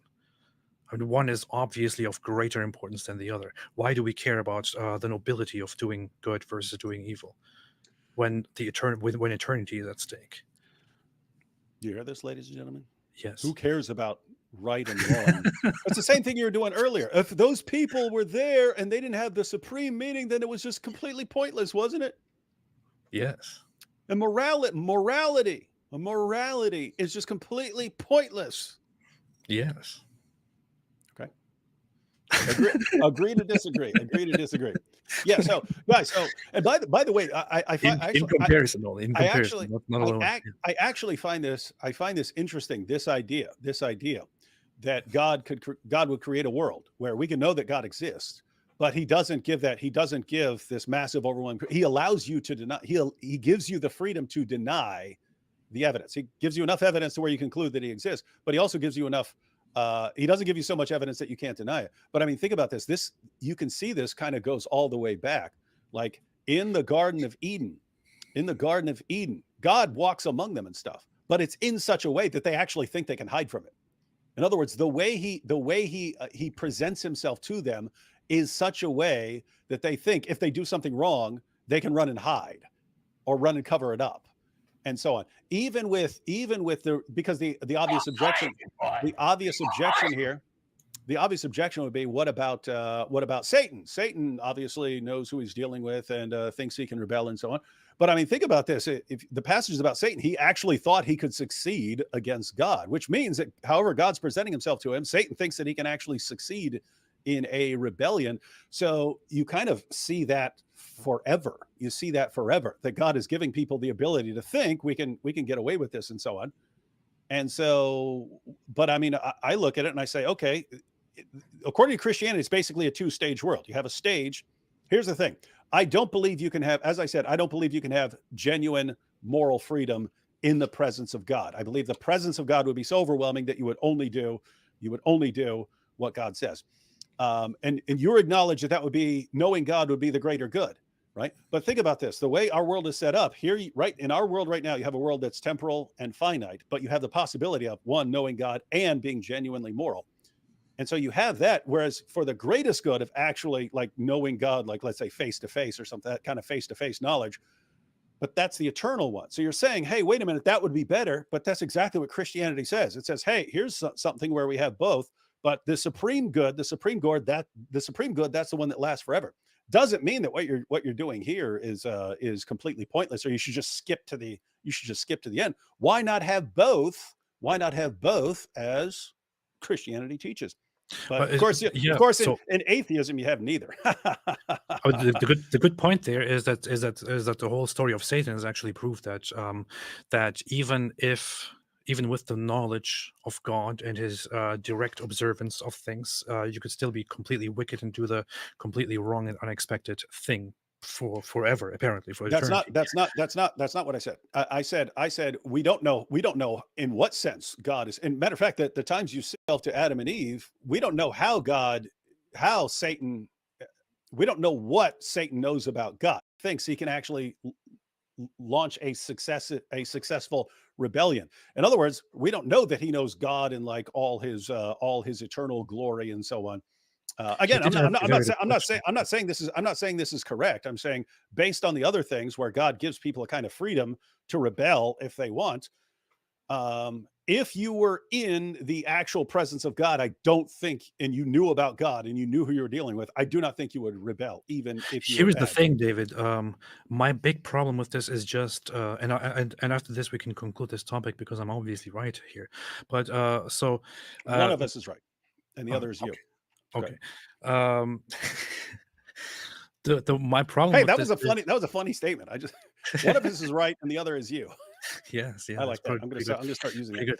My problem with this, from beginning to end, is that it seems like that you're comfortably romanticizing the idea of morality and doing the right thing and doing the wrong thing, while granting that with this system, this causes something much worse for lots of people, if not for most people, which would be the eternal torment or suffering or whatever It is. No, I believe Of they're separate. I those believe they're separate issues. of those who are not saved or who are not part of this, because the mere fact that that this environment exists, where the existence of God and whether these religions are true or not is not totally conclusive, means that significantly more people will end up not believing and will end up doing wrong things and going to the bad place and possibly experiencing eternal torment or all that. So I get that the whole idea of choosing to do the right thing is a very romantic idea, but at what cost? That's the problem. Yeah, so it's better if instead of God actually treating us like the image of God and as responsible agents and learning to develop morally and so on, he should just here I am, guys, do what I say or else, and then here's eternity.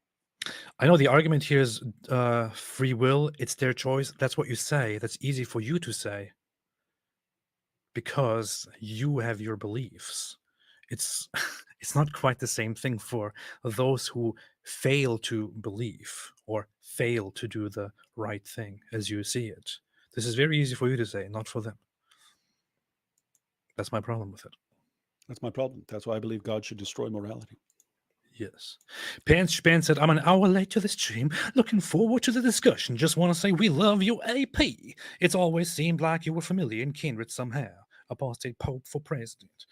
Alhamdulillah, inshallah. First, I have to become Pope, then president. Next, there is always a. There's Would a it be priority. funny if you had an American Pope who then ran for president? Yeah, I'm That'll be cool. guessing there's some kind of rules against it, but They'll that'd be be kind of based. funny. They'll It would be based.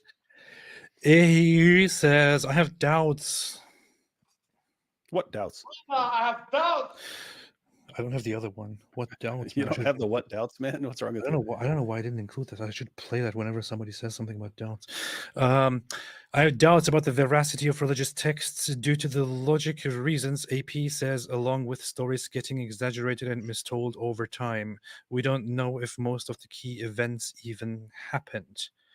First off, well, how could you suggest that something I am saying here is actually logical?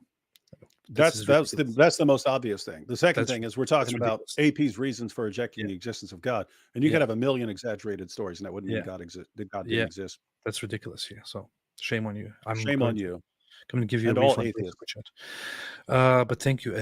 Hey, Isa, what's up? I just love watching you. Hey, both. You Isa. are amazing. Hey, what's up, Isa? See, this is Isa. This is the proof. Not as AP, look into your heart. Shut up. Past my God. Look into your heart past Mein Kampf, past Adolf, past Ataturk, past golden showers, past urinating upon one another, and finally look past the incest in your heart and open your leather straps. This is what you're asking is very difficult. It's very difficult. Not sure how I can get past all those You things. can't look past the urinating upon one another. Never. I think about it 24/7. That's what they do. Mike Winger says Mike Winger can make AP believe in God. Yeah, you could say you could say if someone is really this bad, then how do we judge that he is this bad? There has to be a standard of good and bad. This And is the true. ultimate standard would be God. And that is the only way to know how horrible and reprehensible Mike Winger is. So what you're saying is that there is actually a lot of value to Mike Winger. In that sense, yes. You see, David would admit Mike Winger is good. Tim Peterson, Mike Winger is AP's argument against a loving God. Yeah, what kind of good God would make a Mike Winger? Sajja Bans said, getting my daughter to bed after Shabbat and going to miss most of this, if not all, but just wanted to chime in that AP is too smart to be an atheist and can't wait to watch this discussion. God bless. Thank you. Appreciate it, Sancho. Hey, that could be the title of your book after your conversion. Too smart to be an atheist. What? Yeah. After my conversion to Judaism, I will write that book. Infidel Noodles. Hey, what's up, Infidel Noodles? Always nice to see you here. I think she wakes up in the morning and says hi to us and then goes about her day. That's always nice to see. Because she's on that place that looks like Mars, where all the criminals live. Wait, you're saying Australia. you're saying she's not. Oh, Australia. Yeah, You yeah, said yeah. Australia? Oh, okay, that makes more sense because I was thinking UK, and I was like, well, it'd probably be staying up late rather than getting up at No, no, no, no, no. Australia, 4 in the Australia, morning. Yeah, that makes Australia. more sense. That makes sense. Manny Burgos says, I'm new to Christianity and apologetics and was asked this today, but wasn't sure how to answer. Does the Holy Spirit run in the Jesus or the Father? I don't know what that means. Does the Holy Spirit run in the Jesus or the Father? Yeah, I don't know what that means. Tony De Nicola said, joint lane. What is your reason for rejecting Christianity? He's already been saying it. Different topic. If we want to go to the specificity of Christianity, I have been thinking of making a video on that for the longest time, but I don't think I will actually do that. No, in the you end. actually said, because I was in the UK, and you sent me a message, and you said, hey, we should have 2 shows, one where we go through my video, and then you said 2 where you present your case for Christianity. I think you said that. Yeah, I did. I think I did. So you're right. I remember. Possibly, yeah, we could possibly do that. But then I'm scared of being humiliated and proven wrong. You need to get used to it. That's why I'm running. My view is if you're an atheist or an agnostic, you should just get used to being humiliated. That's beautiful. It's powerful stuff. Ave Bariri 21 said, biased but invincible ignorance is part of Catholic doctrine, not prots. Sentinel Islanders aren't born for hell. Also, EO Universalists. I understand that, but we would have to go into the lengthy discussion on. I think I even addressed this in my video, which we stopped at some point, Make it part 2. where I don't think that this is a sufficient response to the problem at hand. I do not think so, because we're still talking about people who find out about Christianity, know all about it, but can't actually be convinced in the end that this is true, and then die. And what you're telling me would be that that person also actually in the end would be judged because they were not convinced, whether you want to call it ignorance or stupidity, I don't know. But so that would be beyond this issue that you're raising, and this wouldn't solve that problem. What are you exactly? I mean, he brings up Eastern Orthodox Universalists. I don't know. No, I'm saying they're Eastern. I don't know. I don't think this is the official position or something like that, but there's something in there that leads the Orthodox group to be way more favorable towards universalism. You have more universalists in the Orthodox Church than you do, let's say, among Protestants and so on. So if he's saying, what are you talking about? We've got universalists. Everyone's eventually going to be there. Alhamdulillah. So what would your objection to that be? I can talk about that lengthily.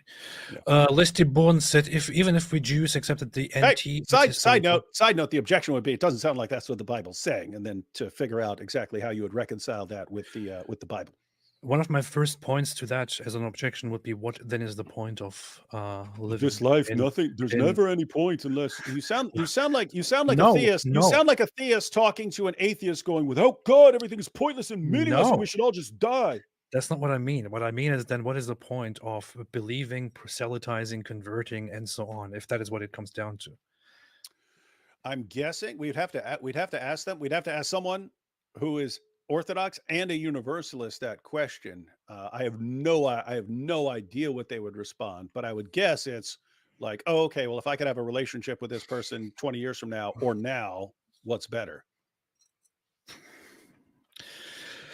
In other words, if you could have a relationship with God now, why would you want to wait to some other point?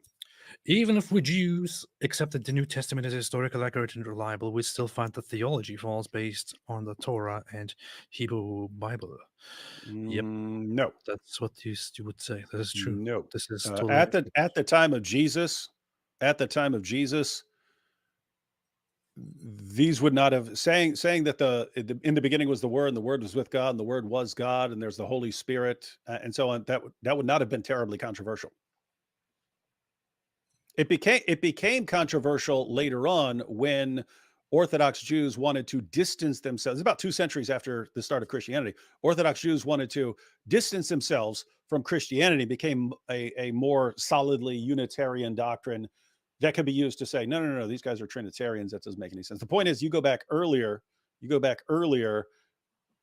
Jews would be much more comfortable with what Christians were saying.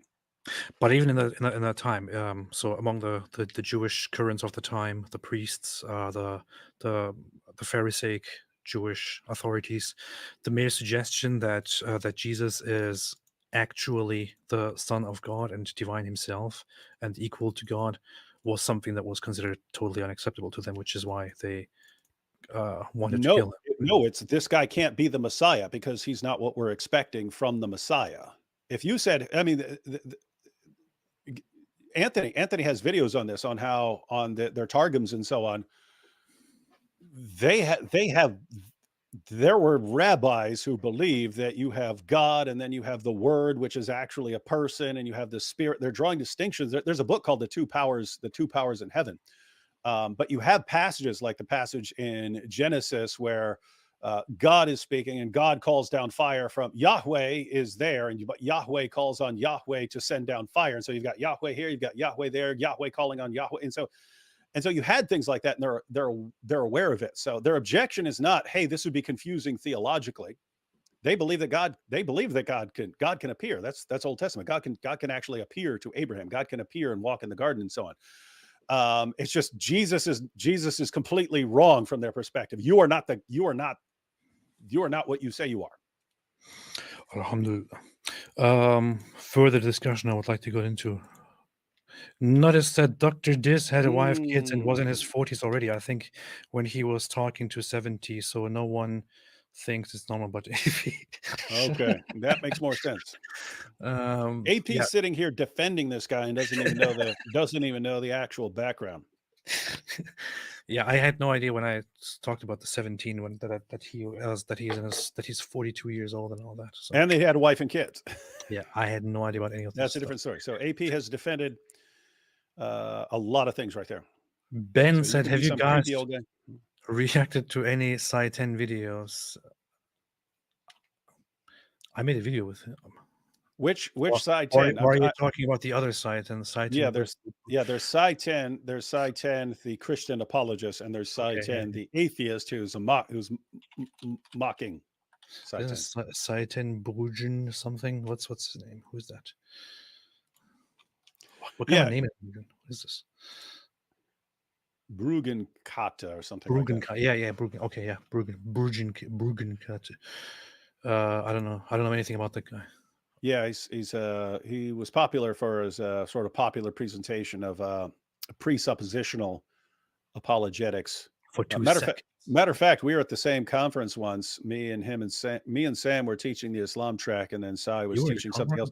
And we were hanging out afterwards and stuff, and we started asking Sai to give his case and stuff. And he's like, "So what is logic, and what is it?" Because it's like logic and ethics, and they all have to be grounded in something. And so everything, even our thoughts and so on, have to be ultimately grounded. And as soon as he started making his argument, Sam goes, "Yeah, and that's a law." Right? He starts making his case for why human experience, just our experience, our mental experience, and so on, requires God. And instantly, as soon as he made his case, Sam goes, "Yep, and that's why it's Allah, Allahu Akbar." And so the question was, "Hey, it's what do you do? What do you do with Islam?" And then he went to Islamic dilemma, and the point was, hey, the presuppositional approach isn't. They seem to think they have like a magic bullet that fits all scenarios, and it doesn't. You do need other kinds of things. But I don't know. It's interesting stuff. I would consider myself like semi-presup. I agree with a lot of what the presup guys say, but I haven't subscribed to the full presuppositional approach. Then just click subscribe and turn on notifications. Ben, have you guys? No. Okay. Paul Thiever, AP is Allah's chosen Zionist. This is true. This is very, very true. I'm even wearing the thing now. This is because Allah decreed it. See, this is the star. Fixer said, David, Jesus tells you who will go to hell in 2 Thessalonians 1:8-9. If you know Jesus and deny his gospel, you won't go to heaven. And notice what you just said there. If you know Jesus and deny his gospel, you won't go to heaven. AP, do What do you you know mean Jesus? by no? What do you mean by no? Yeah, that would be the question. That's the Guys, response. keep in mind, I'm not defending the idea that you can have a posthumous encounter with God and that you'd be judged on that. I'm saying I'm not aware of anything that rules it out. So Do you agree with until I the saw something, Gnostics when they talk about knowing Jesus, for example? Huh? Do you agree with them or not? no, do you If agree? The Gnostics. Benchman says no one's born a Christian. It's a religion that must be chosen. You might identify as a Christian or cultural Christian based on your parents' faith, but it carries about the same weight as IDing as another nationality. And I see what you're saying, Benchman, but yeah, this doesn't actually. I can answer for you because I know exactly what you're going to say. You're going to say yes, but you'd be much more likely to accept Christianity if you're raised in a Christian environment than yes, you know, yes, it's someone who's raised in yes. the middle of Afghanistan is not going to have Yeah. the same opportunity to make that decision nearly Then as you're gonna be a easily, terrorist, yeah. as easily as someone else. Yes. Stefan the Pelter said David wouldn't AP bickering like children, like Trump and Biden. Yeah. I Whatever still you want to think say, it's not like Trump and Biden. This is not like Trump and Biden. You know what the funny thing is, though? We talked about Biden's performance yesterday. I'm not sure if you've seen him from the day after the debate speaking to the crowd. Yeah, I appeared he was all hot, he was all fired up, and then people were saying, Yeah. "What did the drugs kick in a day late or something like that?" Like apparently he was like spitting hot fire. Yeah, he was actually sounding like the old Joe, by old Joe Biden, I mean Joe Biden before he got old. Yeah. So how did that happen? Like how? I don't know. It's very, very strange. In fact, I just even want to play. It's like he had a late reaction to the medication or something. Very strange. I was playing yesterday. Now you get the real Biden. Yeah. Anyway, can't find it now. He was like, I know what to do. If I didn't believe it, I wouldn't do it. If you want me to, if my only response to the Democrats who are saying that I need to step aside is that you need to step aside or the streets will flow with your blood. Like that, right? Why wasn't he like that during the debate? Why No was he clue. like? Why was Zero he a clue. sleeping dead person during the debate, and then one day later he's suddenly all energy? What?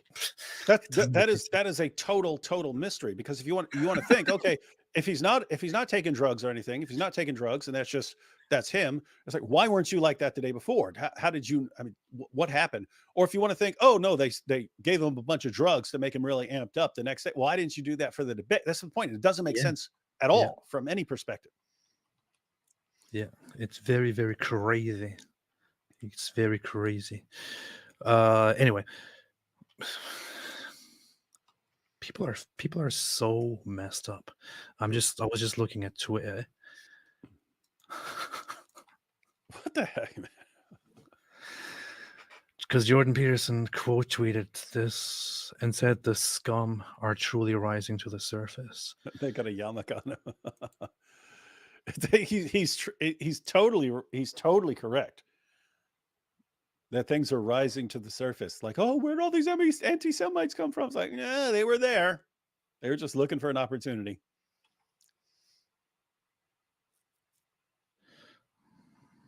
Huh. I don't know. Of course, this is a Suleiman something. Of course.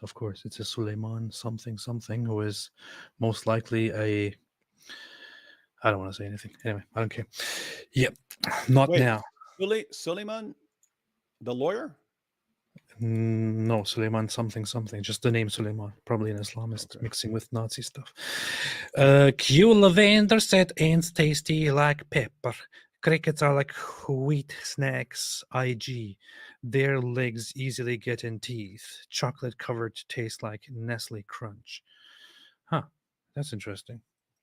I wouldn't want to eat crickets. They look disgusting. They make me sick just by their appearance. I would totally eat all the locusts out there. Definitely. I'm gonna go buy some from the store later. Maybe you can find them at your nearest restaurant. Andrew Stubblefield said, "Hey, David and AP, I love your work. I'm praying for you, both of you, especially the silly agnostic one." He's talking about you.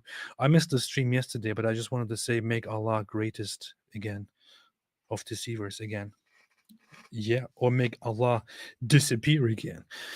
Style and Rail working said, if you don't come to Christ, how will you two run in this podcast in the afterlife? Think about the fans, AP. This is a good point, but what would we be talking about anyway then?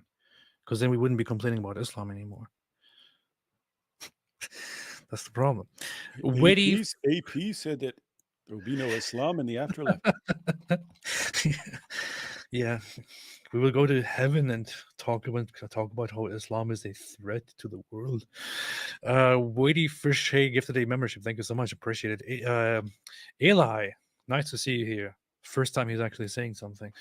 Don't know what's more delusional, the belief that we came from nothing and for no reason at all, or the belief that Jesus' death and crucifixion with the torture and horrific death of all his apostles was also for no reason at all. Love you both. Good point. Good point. Good point. Definitely delusional, both of them. Good point.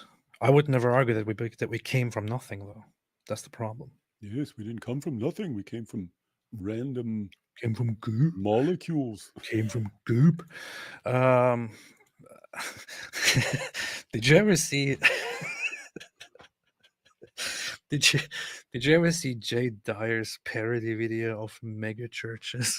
No. It sounds funny though. He likes to do little comedy sketches, playing characters, and there's this video. I had no clue. That's funny. There's this old video of him where he is pretending to be a pastor of a mega church. What are you waiting on? Play some of it, man. It's insane. And his name is Randy Balls.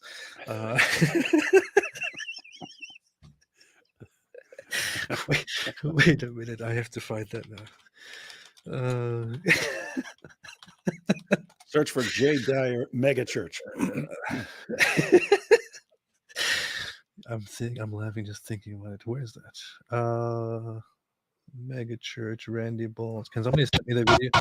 Can somebody send me the video? That's insane. It's just totally insane. It's a totally insane video. I think it's a little bit. Wait a minute. Let's see. Is this it? Is this it? Biggest, wildest mega church, insane. I think this is it, isn't it? In it? Yeah, Pastor Randy Balls. It says it on there. Yeah, okay. Wait, is this guy funny? I had no idea.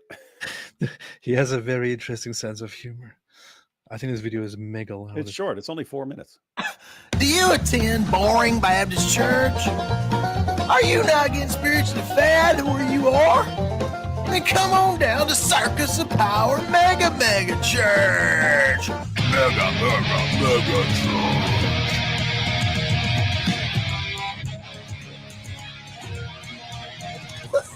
Well, there's a lot of music here. I hope this is not a problem. Pastor Randy Balls, Circus of Power Mega Church. Hey, y'all, this is Pastor Randy Balls. It's my honor to invite y'all to church. Don't y'all get it? Don't y'all get it? Church. It's called church. There's a DJ. DJ Dong.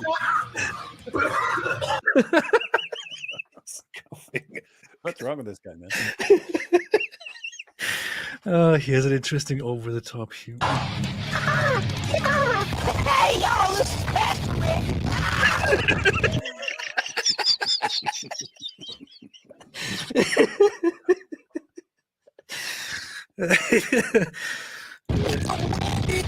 out here at Arcade Church. This is my church on Pastor Randy Balls. This is a very good parody of those low-quality videos, though. So, yeah. I must say. Woo!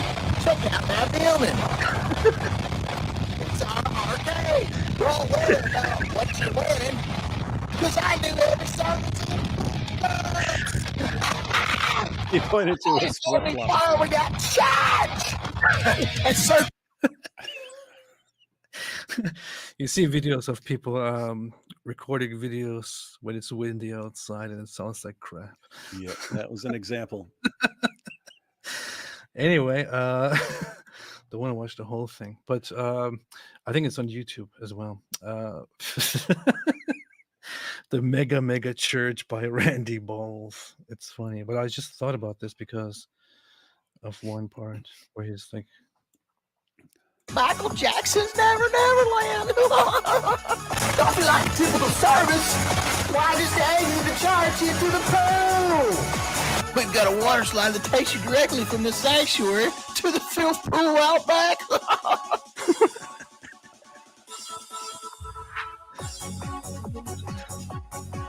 I'm not even done. We also have a puppet ministry that raps. Like some cool beats, I know I do. On top of that, we got a flying Howie Mandel, as well as a bunch of goop. Look at all that goop, man. Ain't it crazy?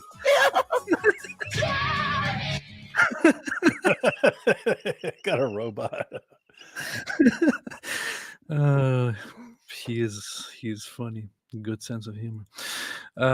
Jack Ray says, at points, this stream has sounded like an old married couple arguing. No, you sounded like that, Jack Ray. Yeah, you sound like that, Jack. Yeah. Daryl said God is a snot, wasn't interested in mankind until Empire showed up.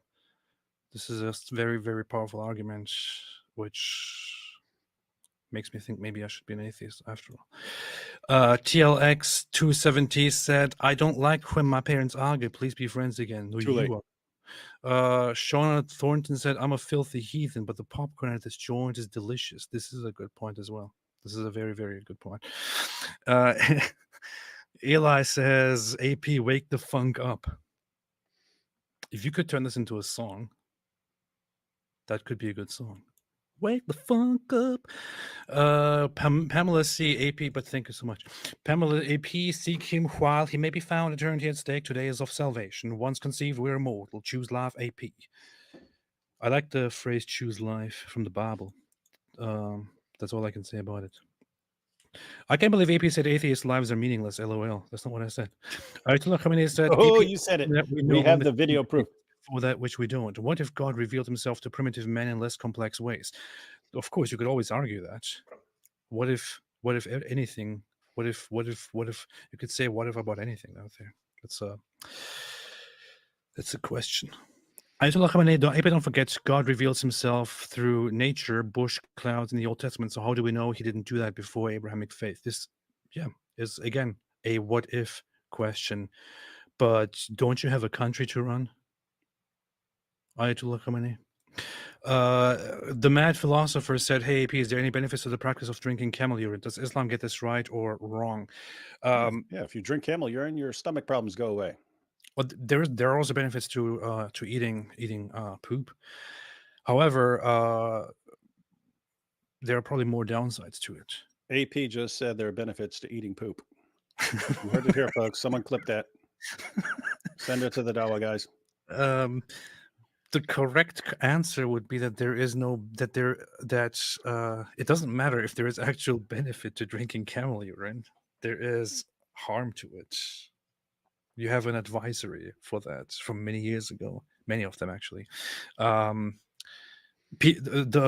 Muslim arguments, some of the scientific miracles people have argued over the years that camel urine contains certain elements that hey, dude.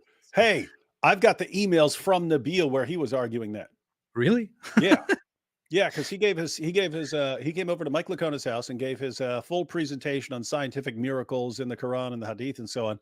And so I start looking up these passages, but then I start bringing up all these other things like, because I mean, keep in mind, Nabil's in medical school at this time. Nabil's in medical school. I'm like, hey, you're a doctor, right? Is this how you're going to treat your patients? Dunk your flies and stuff? Is that what you're going to do? Yeah. But it was on the issue of camel urine. Yeah, he sent this article about some hormone that's found in camel urine being used to treat something. Is like, you see, this is the proof. And but it's a stupid argument if you think just a few steps further ahead, which is that I mean, there are elements in camel urine which may have healing qualities, but in medicine what is done is not that that doctors give you a cup of camel urine and say, hey, drink this. Yeah, you have to extract stuff and do it lots of times, and it's for specific things. It's not for stomach. It's not because you have a stomach problem. Yeah, It's you get it's for hormones of people who have a hormone problem. And you can extract these hormones from camel urine and yeah. stuff like that. It doesn't mean you get stomach problems and drink a cup of camel urine. There are also healing qualities in human urine. Does that really mean that you can just go around drinking people's urine? I mean, That's what they do. That's pretty stupid. Yeah. Urinating upon one another. That's what they do. JS says Job was not technically Jewish or Christian. It was the most righteous man that ever lived. Jews were considered atheists by Romans for not worshipping pagan idols. Yeah, they had a very different definition of what they describe as religion. They also didn't accept Christianity as a religion for the longest time, did they? Until Christianity took over. Yes. Like alphas. Alhamdulillah. Shauna Thornton said being Christian doesn't eliminate the fear of death. The Celts believed in reincarnation and it made them brave, but we know it didn't eliminate fear. Some of them still ran away. This is true. Weaklings. Buddhism has an interesting solution to that problem as well, and seemingly results in a lot of tranquility. However, it doesn't resolve it eventually. Mossad leather strap. You can also see the leather straps here on the profile picture. Says, I have been reading the cosmological argument that the science behind the Big Bang Theory being an effect and needing a cause. Powerful concept. Yeah. Indeed. Powerful, maybe 50 years ago. Ayatollah Khamenei said, early man may not have had enough free time away from predation and illness to develop theology to understand God. Don't forget God. Don't forget God revealed himself while also allowing for free will. Yep. Mossad's leather strap said the Leibnizian cosmological argument is very interesting as well, adding a why to Aquinas' argument. Yep, this was very powerful 1,000 years ago. Nada said, Muhammad, don't beat me. I've been feeling such awful pain. I keep begging you, but you never stop. Is Allah only in your head? I don't know what to think. Yep. Hey, did you say Noah Argamani posted a video finally? What? Really? Where? What yeah, it's only 2 minutes if you want to watch it. What did she? Where? Who? What's whom? It's on Twitter. Just type up NOA and it should pop up. I search N. Oh, she spent 246 days as a hostage and so on. Oh, I briefly saw this earlier when I was scrolling through Twitter and didn't recognize that it's her. So I didn't watch it, didn't pay attention to it. I haven't seen it yet because I'm live with you, but it's 2 minutes. Yeah, play it. Then I'll have seen it. All right, let's play this. Let's do this. Let's do this. אני נועם גמני, נחטפתי לעזה ב7 באוקטובר. הוחזקתי על ידי החמאס במשך 8 חודשים, וחולצתי על ידי כוחות הביטחון ב8 ליוני. בתור ילדה יחידה להורים שלי, ובתור ילדה לאמא, אשר חולה במחלה סופנית, הדבר שהכי העסיק אותי בשבי זה הדאגה להורים שלי. זאת זכות גדולה להיות פה, אחרי 246 יום בשבי החמאס. זכות גדולה להיות לצד אמא שלי, אחרי 8 חודשים של אי-ודאות, זאת זכות גדולה לראות את ההורים שלי מוקפים בכל כך הרבה אנשים טובים. אני רוצה להודות לכוחות הביטחון ולצבא שלנו, חיילים, אנשי המילואים, הכוחות המאוחדים, ולכל מי שלקח חלק במבצע החילוץ וסיכן את חייו על מנת שאוכל לחזור הביתה. אני משתתפת בצער משפחתו של ארנון זמורה. Does the video have an echo itself? Why is there this echo? נפל בעת מבצע החילוץ שלי ושל 3 חטופים נוספים. לבי עם משפחתו. ארנון הוא גיבור ישראל ובזכותו אנחנו כאן. תודה ענקית למשפחה ולחברים ולכל מי שהשמיע את הקול שלנו בזמן שלא יכולנו לדבר. תודה לכל האנשים הנפלאים שתמכו במשפחה שלי בזמנים הקשים. לכל מי שתרם, שהתפלל ושנתן מעצמם בתקופה הארוכה הזאת. מאוד מרגש לחזור הביתה ולשמוע על כל האנשים הטובים שעזרו ותמכו.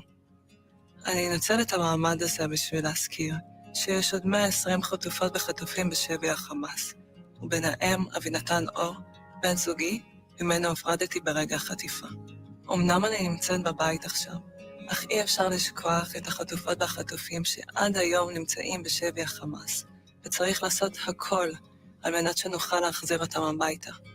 אני מאחלת לכולנו ימים שקטים יותר, שנהיה מוקפים במשפחה, בחברים, באנשים טובים, ובעיקר, שנדע לאהוב ולא לשנוא.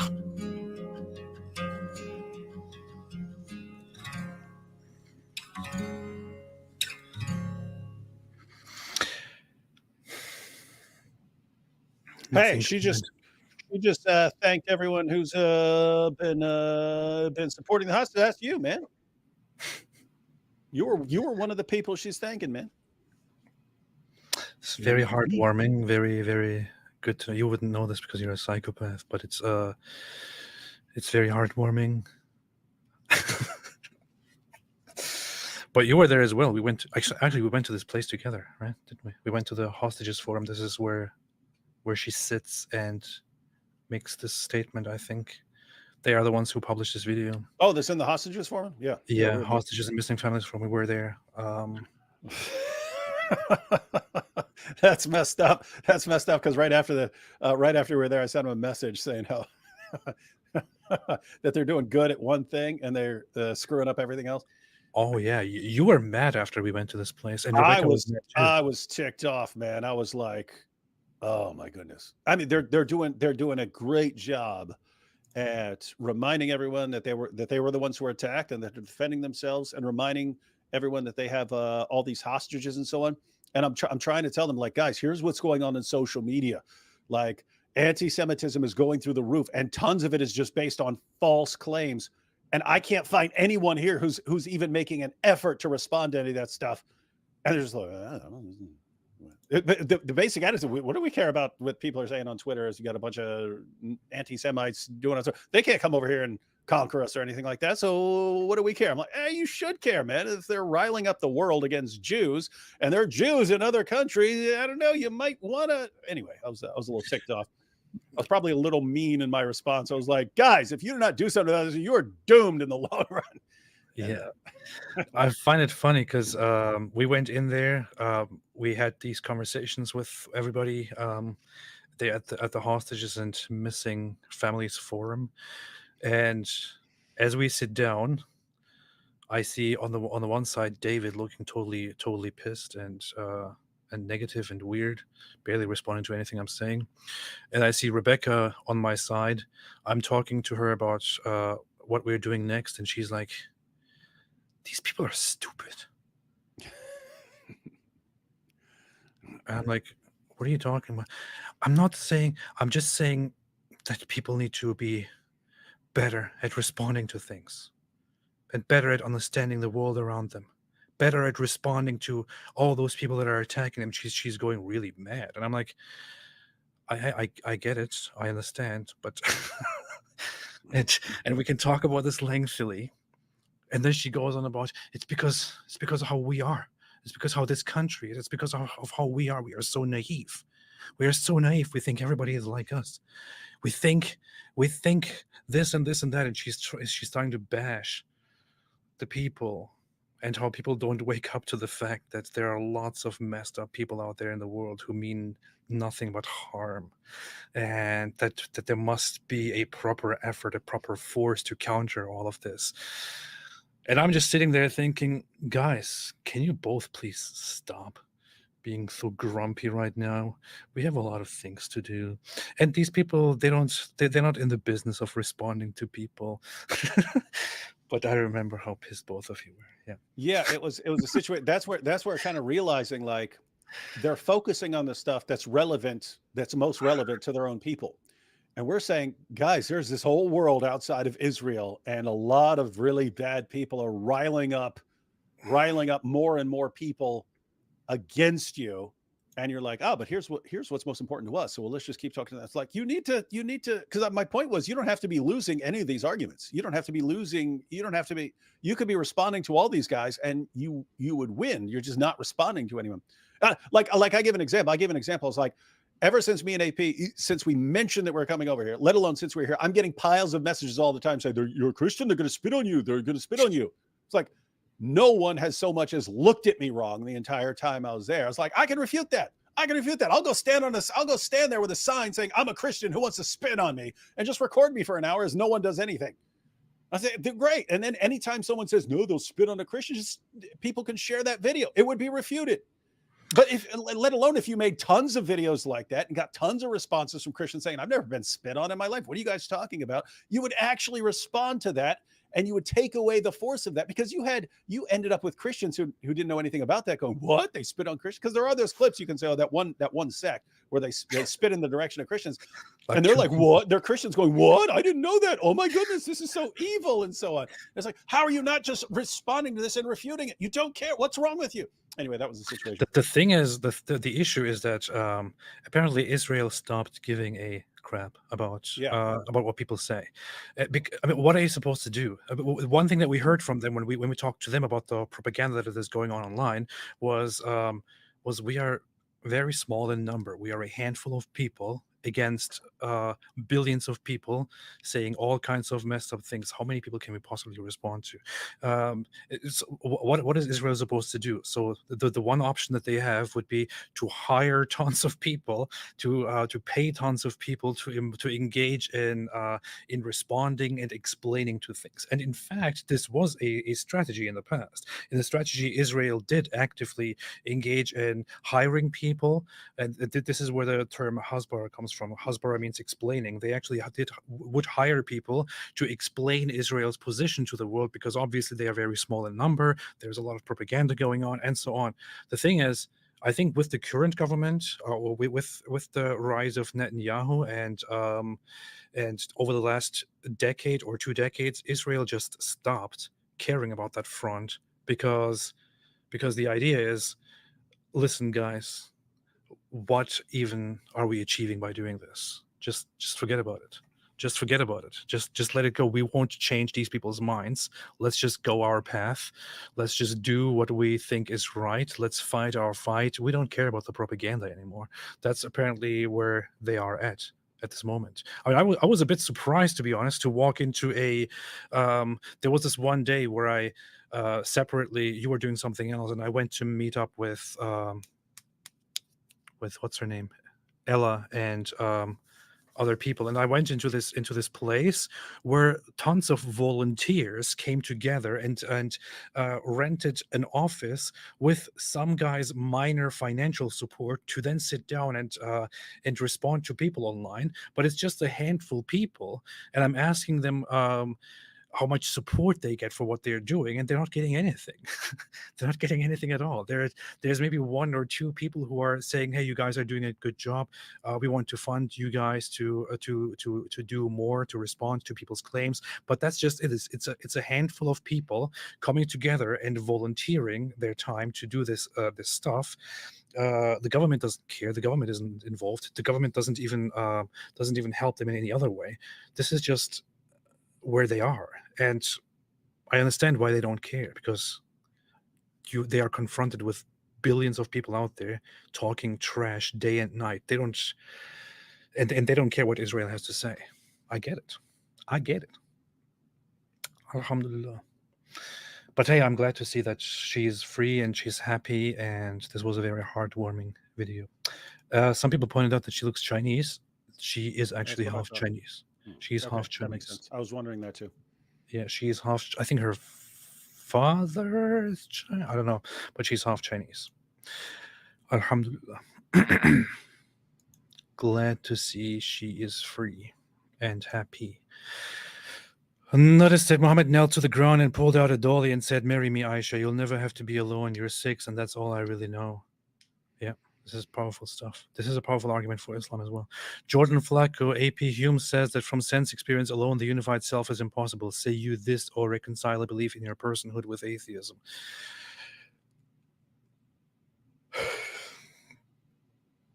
I choose not to discuss Hume and the self. I'm not into it. Dutch fella said Mike Winger, the type of dude to say, I think we got company when the jihadis show up to his Star Trek conference.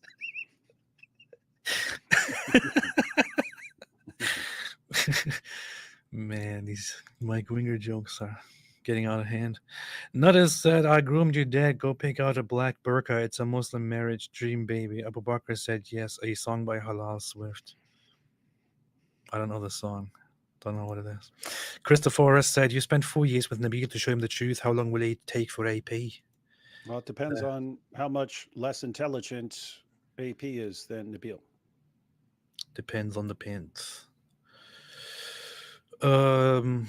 Witty Fisher says, David and AP, thanks, God bless you. We open our eyes in Eritrea. No Meratakis, behind person, flower, non-binary. What?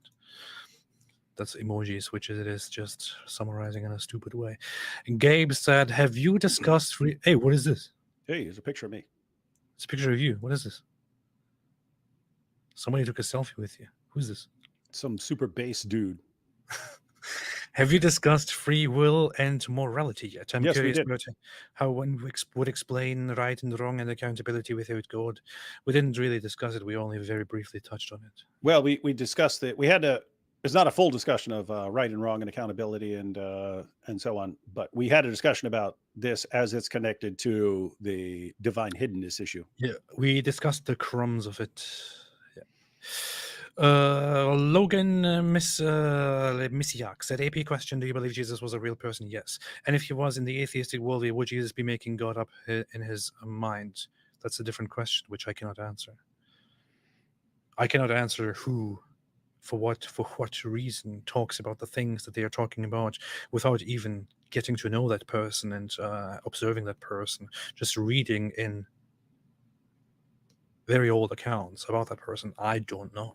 How am I supposed to know this? I can barely even know. I can only speculate about Muhammad's motives and situation, and my conclusion is generally that he seemed to have severe mental problems. That's it. When it comes to this question, this is very difficult for me to know. But yeah, he was a real person. I think that's clear. Random Oak said, watching the two fight reminds me of my parents fighting. I'm just in the corner sitting awkwardly because I like both of you, LOL. This is a good point. That said, how dare you compare people like us to your parents who are probably good people, whereas we are just scum.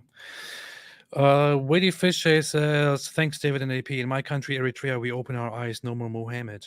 Alhamdulillah, that's good to know. Many Burgos said, do atheists secretly pray to God when they are on their deathbed? Yes. Every single atheist does that every single day, actually. Shauna Thornton, everyone knows that the earth sits on a giant turtle. Facts. Finally, someone is saying it. Space is clearly a Jewish globalist plot. I mean, it's obvious. It is. It is actually. I mean, just look. Why are all the planets round? Yeah. See. I told you I read that in an Ahmadi book, right? Did I tell everyone else that?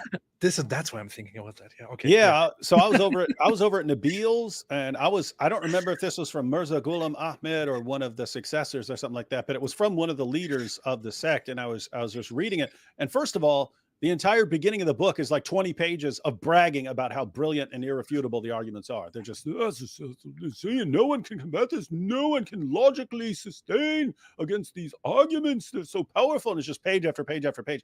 Finally, I skip forward to where there's an actual argument. And it said, responding to Trinitarian Christians, if God were a Trinity, then planets would be shaped like triangles. They're shaped like spheres because the one who created them is a perfect unity. And I was like, oh, what? Nabil is like 1,000 times too smart to fall for something like this. Way.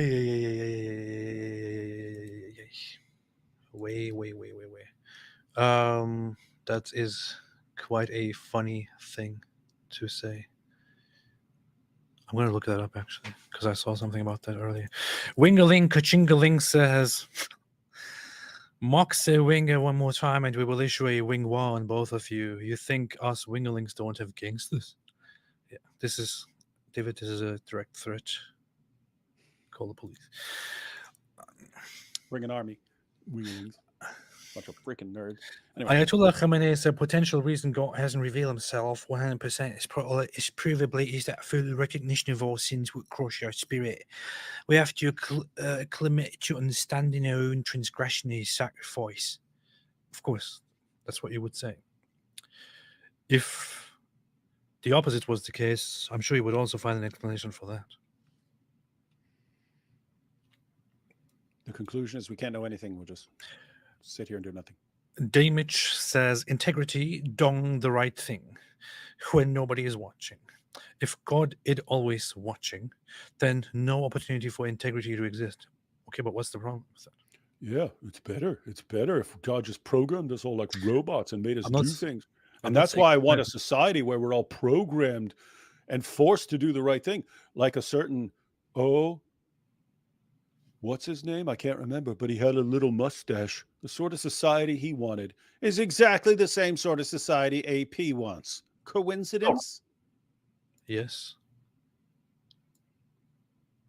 Alhamdulillah. Pamela C says you are free to choose. You're not free not to choose, and you are not free to choose the consequences of your choice. Arian Rogers, born to die once, born once, die twice. Choose life. AP. JN 31621. Yep. This is in your face, David. It's in your Thank face. you, Pamela. Notice David Wood gives a 10,000 worded reason for his position, while AP, I don't like what you said because that means my gooning and edging is right. Yeah, that's basically it. Ayatollah Khamenei, face-to-face knowledge of God would also make the unseen world seen. Imagine being born into a world and seeing angels combined with our free will to choose sin, and it would be madness and absurd. Yes, but I never argued. But I never argued face-to-face knowledge with God. I never argued that. I said if miracles are to be used as evidence to convince people of the existence and the reality of God, then why would it be so limited to being so obscure? That's not to say that I think God should just come here and talk to me face to face and show me, see, this is the proof. As far as the impact on morality, Kant argued that a conclusive proof would have the same impact as like actually God being there. I'm not sure about that, but Can't argue with that. if you're Emmanuel. On the topic of miracles, winning the lottery is over 1 million to 1. The skeptic's reasoning suggests there is no good reasoning to believe anyone wins it. But we know people do. The rarity of it doesn't mean it doesn't exist. I never said Correct. it doesn't exist. No, he's talking about your arguments earlier. No, but so many people, there's so many different things and blah, blah, blah, blah, blah. Yeah, a bunch of people. But it's talking about miracles here, David. No. On the topic of miracles. As far as I guess this is the along the claims of if there were miracles, there would be way more or something like that. And this response to that, like you saying, oh, if God could do this, why did he do this other 50 things? Nope. We're saying that this is a response to those arguing that miracles don't happen because I guess so. Adam Bernard said, hey, David, I know why AP hasn't come out as a Christian yet. He's waiting for you to take him to a Chinese restaurant so he can say grace. Reference to Nabil's book, Love the Stream Guys. What is that about? In 3 words. Yeah. When Nabil became a Christian, he didn't tell me. He was just like, I remember. Okay. Yeah. And so, we went to a church service. We went to like a week. Sometime during the week, there was supposed to be a church service, and we went there, and it was actually closed, and we didn't know. And so, hey, we're just go eat at a Chinese restaurant, and we would go over there, and like 6 or 7 of us, or something like that. And then we get there, we grab our food, and we say, "Who's going to pray?" And Nabil goes, "I will." And I was like, "Oh crap, got a Muslim blessing our food." It was funny because I know you've heard this story, but other people may not have. It was funny because everyone got it except me, right? When he said it, right? Because I'd been hanging out with Nabil and I've noticed, gosh, he's carrying around a Bible because we're discussing it so much. And this guy's carrying around a Bible. He's going to church services with us. He's doing Sunday school with us and stuff. He's arguing with us and stuff, but he's like doing if you didn't know, you'd think this guy's a Christian the way he's running around hanging out with Christians and do all this stuff with Christians. And then anyway, we get our food and we say, who's gonna ask God to bless food? And he says, I will. And I was like, crap, a Muslim's going to be blessing my food. Anyway, he starts praying, hey, God, please bless his food and stuff. And he concludes and he goes, And I pray this in the name of the Father, the Son, and the Holy Spirit. And I was like, gosh, this guy's been around us so long. He's even praying like a Christian now, and he does it. So we finished the prayer, and everyone else got it instantly. And I was like, I was so used to this guy being stubborn for so many years. It didn't even occur to me that he had just told us all that he'd become a Christian.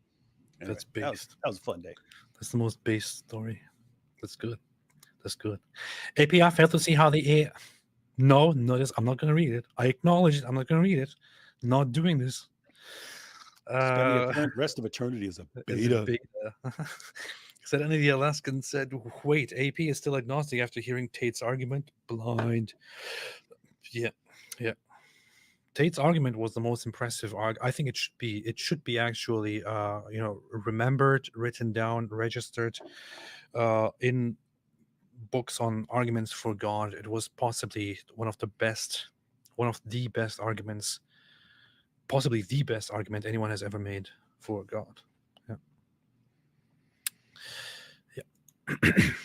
Panchman said, I'm annihilationist. Matthew 10:28 got me started looking into it. It solved a lot of those issues with eternal torment. We had this discussion with IP before, and I'm still not convinced that I don't want to argue this or even say anything about this. I'm just saying it because this comes up here, but I still don't see that looking at scripture that it's justifiable, but I don't know. I would say it's justifiable. I'm not convinced that that's what annihilationism is, what scripture is claiming. I think you do have passages like that just talk about things that you'll be destroyed. You're finished. It seems to be more frequent that hell is described as this place that you definitely do not want to go and that lasts and so on. I would definitely say annihilationism is justifiable. The question is whether it's really teaching that. One thing I know is that heaven is a place on earth. Yep. Heaven is even the person earlier. The person brought up the passage from Thessalonians. Even that says that God that Christ will judge and send you to eternal destruction. So eternal destruction sounds like annihilationism. The issue is you have other passages that don't sound like annihilation, right? If I said eternal destruction, it says that you're destroyed and it's forever. You're forever destroyed. There was a discussion that we had with IP during that live stream where life, as opposed to being destroyed, was also possibly at the time in the culture used in the sense of something horrible happening to you. So destruction would be something horrible happening to you, whereas attaining life would be getting something great. But yeah, I need to kind of revisit that discussion. Gwen Weiss Bulldozer said, I don't think people understand liberalism and enlightenment. It's some replacement. Liberalism and enlightenment, it's not some replacement for Christianity, but a rejection of arbitrary power. Yeah. Liberalism. Yeah. Yeah. I don't really care much for astrology, so I can't say anything about liberalism here. But yes. I would argue that it's actually the opposite. If you have Christianity, you have God who is setting rules and so on. If you say, let's get rid of that and we'll just have this, that's kind of arbitrary power, right? It's kind of just saying, here's what you're going to do or else. So I think you could argue. What you going to do? The point is, if God is in control, that's not arbitrary power. That's God. If I just get to have control in a society and enforce things, then yeah. I get to have control. Adam Bernard said, best book on the Trinity is Simply Trinity by Matthew Barrett.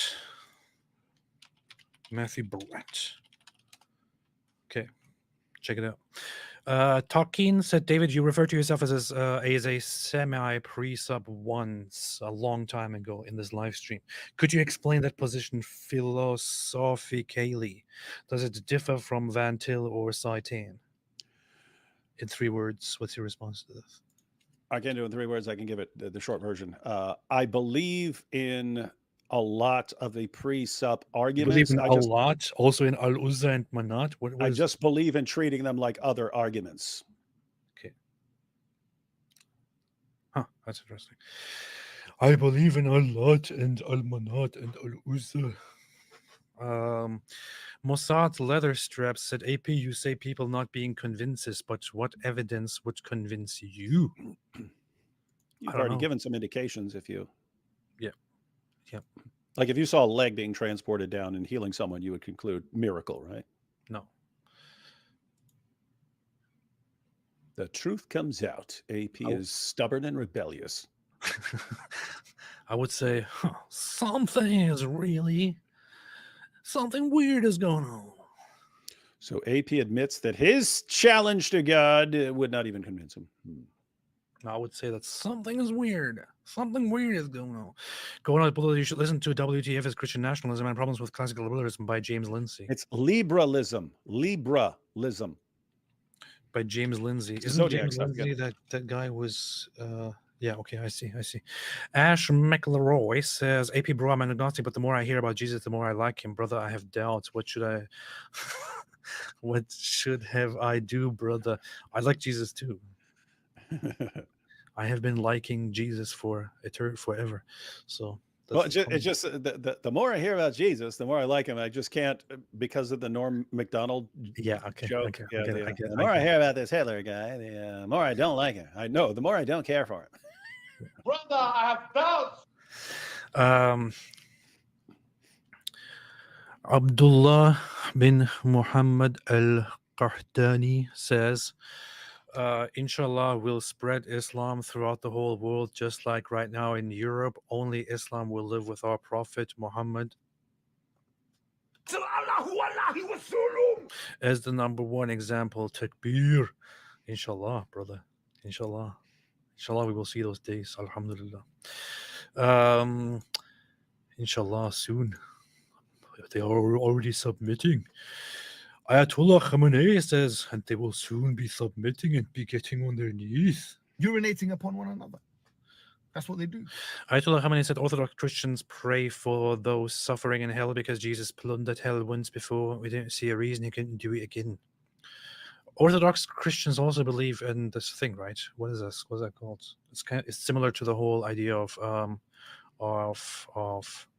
purgatory, but it's different. Something after death, between the eventual place to go and death. Don't know what it's called. Gorno is called Saudi Arabia. Yes. It seems that there's a disconnect between Christians and the libertarians and objectivists on the topic of individualism. Yeah, totally. Don't listen to libertarians. They don't know what they're doing. Cam said, I bet Mike Winger goes to that church. A robot, a total nerd. You mean he goes to Randy Ball's church? I don't think it does so. seem, yeah, he seems like he could be the pastor. The real Randy Balls. Elgato, I think religions are too inefficiently delivered to be from a higher being. Whether you believe in gods or not, you work yourself and others for better self-preservation and coexistence. That's the best bet to see if there is one. If inefficiently delivered by God entering creation and dying on the cross and rising from the dead seems pretty efficient to me. Yes. I mean, if there was a place where we are all eternally experiencing that God enters creation and dies and is resurrected, and we can all be exposed to the very same experience undeniably instead of reading it in books, then yes, I would say, wow, fantastic. But in this state, if it just relies on reading books, it seems difficult for people. And you can argue that it's very, very well done and efficient. That's the problem, David. You've been humiliated. You're finished already. Look at me. Look at me. You know you're done. Gornaz Bodo said thoughts on the theory presented by Joe Rogan that the burning bush is referencing smoking a hallucinogenic plant. I'm not sure if Joe Rogan actually said that, but that Or if he sounds said it, whether he's joking or if he was serious, then why should we take it seriously? Because at that point you can say anything, right? yeah, that sounds like something you could say when you're when you're high on whatever Yeah, Joe Rogan is high on. he's sitting there. Hey, what if the burning bush is actually a big joint, man? Yes. Precisely. Eternal vigilance that the law is written on our hearts, and there is natural revelation through observing the world. God will justly judge people who haven't heard the gospel by what they do know. That's, I know you say that, but that is very hard to, and that's very hard to actually establish, and seems to be Not a really. thought to make up for a problem that arose over time. No, not really. I can't say that that is the most common perspective or something like that, but that is a very comfortable position with Scripture. Again, you have the Old Testament, the saints of the Old Testament. They didn't have all the revelation. How do you conclude that they're still saints? Well, they responded to the revelation that they actually had. Yeah. Well, we once had a debate going on about morality, but you never continued it because you were scared. That was actually related One to of that. us was scared. The other is me. You see, Fark Marnine says, David, Hebrews teaches that man is appointed to die once and then faces judgment. Now you can know there is no posthumous salvation. Theology trumps philosophy, my brother. Yeah, actually, this is a perfect example of what I'm talking about. Hebrews teaches that a man is appointed to die once and then faces judgment. It does say that. Now you can know there is no posthumous salvation. Where are you getting that from? From the passage. Theology trumps philosophy, my brother. Matter of fact, let's just read what that actually says. This is Hebrews 9. For Christ has entered not into holy places made with hands, which are copies of the true things, but into heaven itself, now to appear in the presence of God on our behalf. Nor was it to offer himself repeatedly, as the high priest enters the holy places every year with blood not his own, for then he would have had to suffer repeatedly since the foundation of the world. So he's saying, hey, Christ isn't like the old sacrifices where they had to be offered over and over again, because if he were, then he would have to be offered up as a sacrifice over and over again. But as it is, he has appeared once for all at the end of the ages to put away sin by the sacrifice of himself. And here's the verse he quoted. And just as it is appointed for man to die once, and after that comes the judgment, so Christ, having been offered once to bear the sins of many, will appear a second time, not to deal with sin, but to save those who are eagerly waiting for him. So notice, it's just as it's appointed for man once to die, and after that comes the judgment. So Christ, having been offered, the point here is you only die once. And it's parallel with Jesus dying once, right? If you're going to interpret after that comes judgment, and therefore it's immediately, and there's nothing else happens in between. What do you do with the rest of the passages? With the rest of the passage, which says, just as it's appointed to man once to die, and after that comes the judgment. So Christ died once, and he will return. Well, what are you talking about? According to you, that means instantly right afterwards, that's all that happens. Okay, so Christ has already returned to judge the world, right? Like a long time ago. Had to happen a long time ago. You're talking thousands of years. It's this. Yes, this happened after this. The point is, how, if someone interprets Scripture as allowing some sort of posthumous, some sort of posthumous salvation or something like that, how does that conflict with it's appointed a man once to die, and after that comes judgment? You'd still have man dying once, and at some point after that coming judgment. It would be the exact. In other words, that verse doesn't tell you either way. I'm not defending the position. I'm just saying this is what I see. People say, look, this verse refutes you. And I'm looking at it and going, that verse doesn't refute anything. So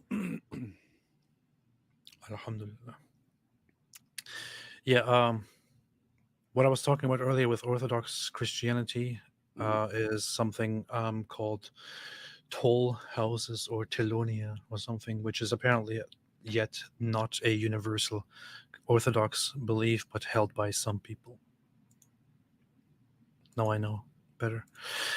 Notice that you're losing viewers to GoTub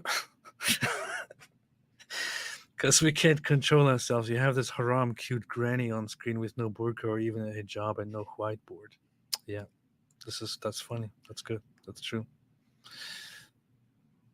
Yep. Haj Rayan Al Ghazlani said, apparently Turkey is the country with the highest average number of sexual partners per person. What's your body count, AP? That's not true. Is that true? That's There's no way that can nonsense. be true, can it? That's nonsense. That's nonsense. Absolutely nonsense. That's complete. I don't think that. Yeah, I'm looking at that. That's it doesn't pass what's called the smell test. It means just something seems really, really off by it. Like when you say that Pakistan has this problem with animal porn, that makes perfect sense. Look, perfect sense. Like you don't have to convince me that makes perfect sense. Turkey having the highest number. What? I lived in Turkey. Anybody who lives in Turkey and who also experiences other countries knows one thing for a fact, which is that. Oh, hey, I just looked it up. It's true. Which is that the average Turkish person, until the late 20s or so, doesn't even know what sex is. It's true. I'm trying to look up other studies to say otherwise. The only thing, if we are going to include, true. I just looked up a completely different study. Well, if bisexual partners we are also including donkeys, that I would believe that.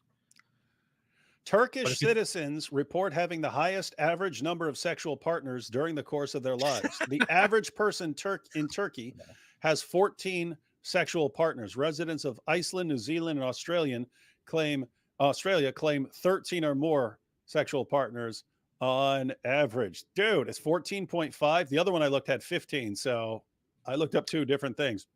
Okay, the only explanation I have to this, is that this includes people from rural Turkish areas in Turkey, and that this is not restricted to human sexual partners, but includes animals like donkeys, for example. In that case, I totally believe it, and I'm actually surprised it's lower than 15. But it's definitely not, definitely not truthfully based on human sexual partners. What are you talking about? There's multiple studies confirming this. And you're denying it. You see what the atheists do? They can have all the evidence in front of them. No, I don't like that. Nope. It's all based on. And by the way, notice AP and I thought the exact same thing. We thought there's no way. I saw the evidence, and I said, well, the evidence says I'm wrong. So by golly, I'm wrong. And AP said, no, the evidence says I'm wrong. Therefore, the evidence is wrong. It says reported. There is no way that a Turkish person has during their lives more sex partners than the average European. Yeah, they are. You guys are Turkish dudes are just running around. That's ridiculous. Banging chicks left and right. That's ridiculous. The average Turkish person, as an adult, hasn't even gone close to. Now keep in mind. Keep in mind. This includes if donkeys are included in this question. Yes, I believe it. It's said, but that's a different issue. Yeah, keep in mind this includes like marriage partners and things like that. So if you get married a bunch of times during life, that all counts, and donkeys and so on. It just says sexual partner, so yeah, that could include donkeys. I mean, I'm looking at the study. It doesn't specify anywhere whether this is restricted to. Stop trying to defend Turkey. To humans, so it doesn't say anything like that. It just says sexual partner, so we don't actually know, and that just strengthens my argument that this might also include donkeys. The Daily Mail has the article, most promiscuous countries in the world revealed. Can you guess where average person has sex with 15 different partners? Turkey had the highest number of average sexual partners at 14.5. Sure, Turkey. Yeah, sure. I believe you. hey, interesting. Sure. Interestingly, India is dead last on the list. So guys, think about this. Turkey, Muslims in Turkey have 5 times as many sexual partners as Hindus in India. Well, I know for a fact that in India, the average person doesn't have sex at least consensually. I know that, so that makes sense. Anyway, bunch of nonsense here. So not believing any of that. You won't believe any negative comment about Turkey. Gornos Bulldozer, Mike W, the top of God to drink a Diet Coke. SNR Turkish AP, do you like figs? I actually do like figs. I actually think they're amazing fruits. Amazing. Absolutely amazing. They're beautiful and taste amazing. They were big in Greece, but I would eat them like apples. So I'd eat them with the skin. Most people peel them. I don't know why. It tastes fine with the skin on. Yeah. And if I was interested in, like, in fruits, the way that Turks are interested in donkeys, for example, I would say like the fig is what I would go for. But eating it is very nice, definitely. Gabe said, AP, what do you believe is the strongest argument for God? David Wood, what do you think is the strongest argument for atheism? Well, the strongest argument is the existence of Turkish people, because why would God? No, that doesn't work very well. But so no, I would actually say that somewhere out there. That's actually a good point. Yeah. Yes. But I would say that what comes to mind would be, and what is personally convincing, is not one of the very well thought out and established arguments for God that you can find in common debates, but the strongest argument on a personal level would actually be, in my opinion, the personal experience, and or the meaninglessness, the seeming meaninglessness of life without God, if you want to be very real and not focus on the intellectual way these arguments are laid out. If you want to focus on that aspect, however, and get away from all the emotional and personal aspect, I honestly am not sure which one is the strongest argument, but I could, I guess, go for the intelligent design, teleological argument, something like that. I don't know. Guess so. David, what's your response? Even there, are you talking about like cosmic fine-tuning teleology, or like biological, like complexity? That's what I'm conflicted about at the moment. I don't know. I think that I think the cosmic aspect of it, the biological aspect, I'm not really thinking about. Strongest argument for atheism, I would go with problem of evil. AP disagrees with me. If it was an argument specifically against Christianity, I would say something else, more along the lines of AP's constant whining during his video. But yeah, I'd say problem of evil. And I think most other arguments, actually, even if they're emphasizing something, ultimately boil down to problem of evil in terms of it's about something leading to unnecessary suffering or something like that. You see, David would admit AP's argument is strong. I said best. You can have the best of a bunch of terrible arguments. Not as Mike the type would do to say Skibbity is why Skibbity is unbiblical. Yeah, that sounds about right. Winnie the Pooh, even if God would reveal himself and perform miracles today, people would eventually stop believing and start questioning if God is real years later. Yeah, but this is not an objection that David made, but if somebody made this objection, I would say that's just a cop-out. So, yeah. That's something that's like what the Quran says when it's asked for miracles, where it says, even if we showed them miracles, they would not believe, they would turn away. Yeah, okay, fine, cool. That's cool. Have you tried though? Nada said, I sent you the version of David singing the iCarly theme song I remixed last night on X, and it slaps. I would have sent David it, but his DMs aren't open. Well, I haven't seen anyone say it slaps in quite a few years. I thought that died out. David Kazashi said, AP, you're wrong, because people who are called David are always right. Valid point. This is a strong argument, actually. So it wasn't quite. I wish I had been able to join early. Yeah, a very interesting topic, which I would very much like to have engaged in. But D&D was finally not cancelled. See? You're You playing see? D&D? Yeah, apparently. Apparently. This is also the stream where we're going over 4 hours. I just noticed. Eric Beal. My initial thought earlier today was that I want to keep today's live stream short, and this is just the Yeah, you result. did a great job. Yeah. Eric Beal, I've reverted to Islam because it is clearly the best bulwark against the spread of Wingalism. Other beliefs are not equipped to deal with it. This is also one of the things that gives me a lot to think about recently, but yeah. There's this, I mean, that's really the only case you can make for Islam, is it would be a good bulwark against Wingalingism. Yeah. Wingalism is becoming more and more of a threat to society. Pamela sees that AP David Wood is a miracle. Whenever a person turns to the Lord, the veil is taken away. 2 Corinthians 3:16 is a miracle. Returning to Christ will be a miracle. You could also make different arguments and explanations for that as well. And David knows exactly what I'm thinking of. Yeah, something stupid. Randy Randy Balls is here. And Randy Balls said, Pastor Randy Balls. Pastor Randy Balls said, we would never have Mike Winger here at our church. He can't handle our baptism pool to water slide combo. Oh, man. Shona Thornton, I'm with Rebecca. It's infuriating that the West also thinks everyone is like us, and they are believing that Ishmael has the same desires as them.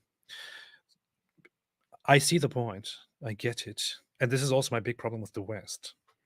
And I also think when I was in Israel, I made a tweet right when I was there. I said that I'm surprised to see that lots of Israelis actually think Islam is not a problem and Islam is an okay religion.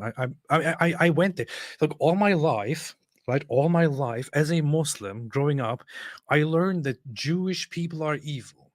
I learned that Judaism is evil. I learned that Jews are our enemies. I learned that Jews have this major thing against Islam and against us Muslims, and they eventually want to destroy us and so on, and we should destroy them. These are the things that I learned throughout my life as a Muslim. Then I go to Israel, and what I hear in Israel from Jewish people is, I don't think it's about Islam. Islam seems to be a good religion. It's actually peaceful. It's just that people are distorting it. And it's so weird. It's so insane to me to be exposed to that. And then we go over there. We're all amped up. We're like amped up. We're like level 10 amped up. Oh my goodness, this place has been attacked, and these guys are attacking them online and stuff like this. And then we go over there, and the Muslim cowboy starts running his mouth about us being under his foot and stuff like that. And I was like, I'll show you under my foot. And I put the Quran under my foot, and then we get contacted by the Israeli government. You can't do that there. It's please delete it to take it down. You could be sued. You could go to prison. They didn't say you could go to prison, but yes, it's illegal, and you can't do that. We don't respect this. They told us not to disrespect the Quran, not to mock and disrespect the Quran. This is what Israel told us. Free Brain made a super chat. Appreciate it every day. Said, would people stop asking Apo to convert? You can't make people believe what they consider to be absurdities. I used to be atheist, and for me that change was more in the heart than in the head. If you had a rough start in life, it's harder. Yeah, it's I always say that sounds very stupid. I always say no, but I'm thinking just that I have great difficulties making myself believe and think and act in certain ways. In order for me to make to change myself and my life and my actions significantly, I actually have to believe in the very thing that I'm changing my thoughts and my actions for. I can't make myself believe or make myself do things that I don't actually think are true. Alhamdulillah. Gabe said the title David Wood confronts apostate prophet on God. The content Turkey has the most sexual partners.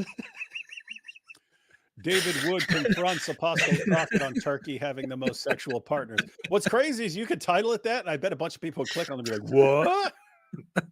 hey, you should cut out just that part from that and post that as a separate video titled David Wood confronts apostate prophet on Turkey having most sexual partners. Alhamdulillah. Carefree said that's the INTP. This is interesting. There was ages ago, many years ago, I took those tests, and I think that was it, wasn't it? INTP. I don't know. I have to go back and check that.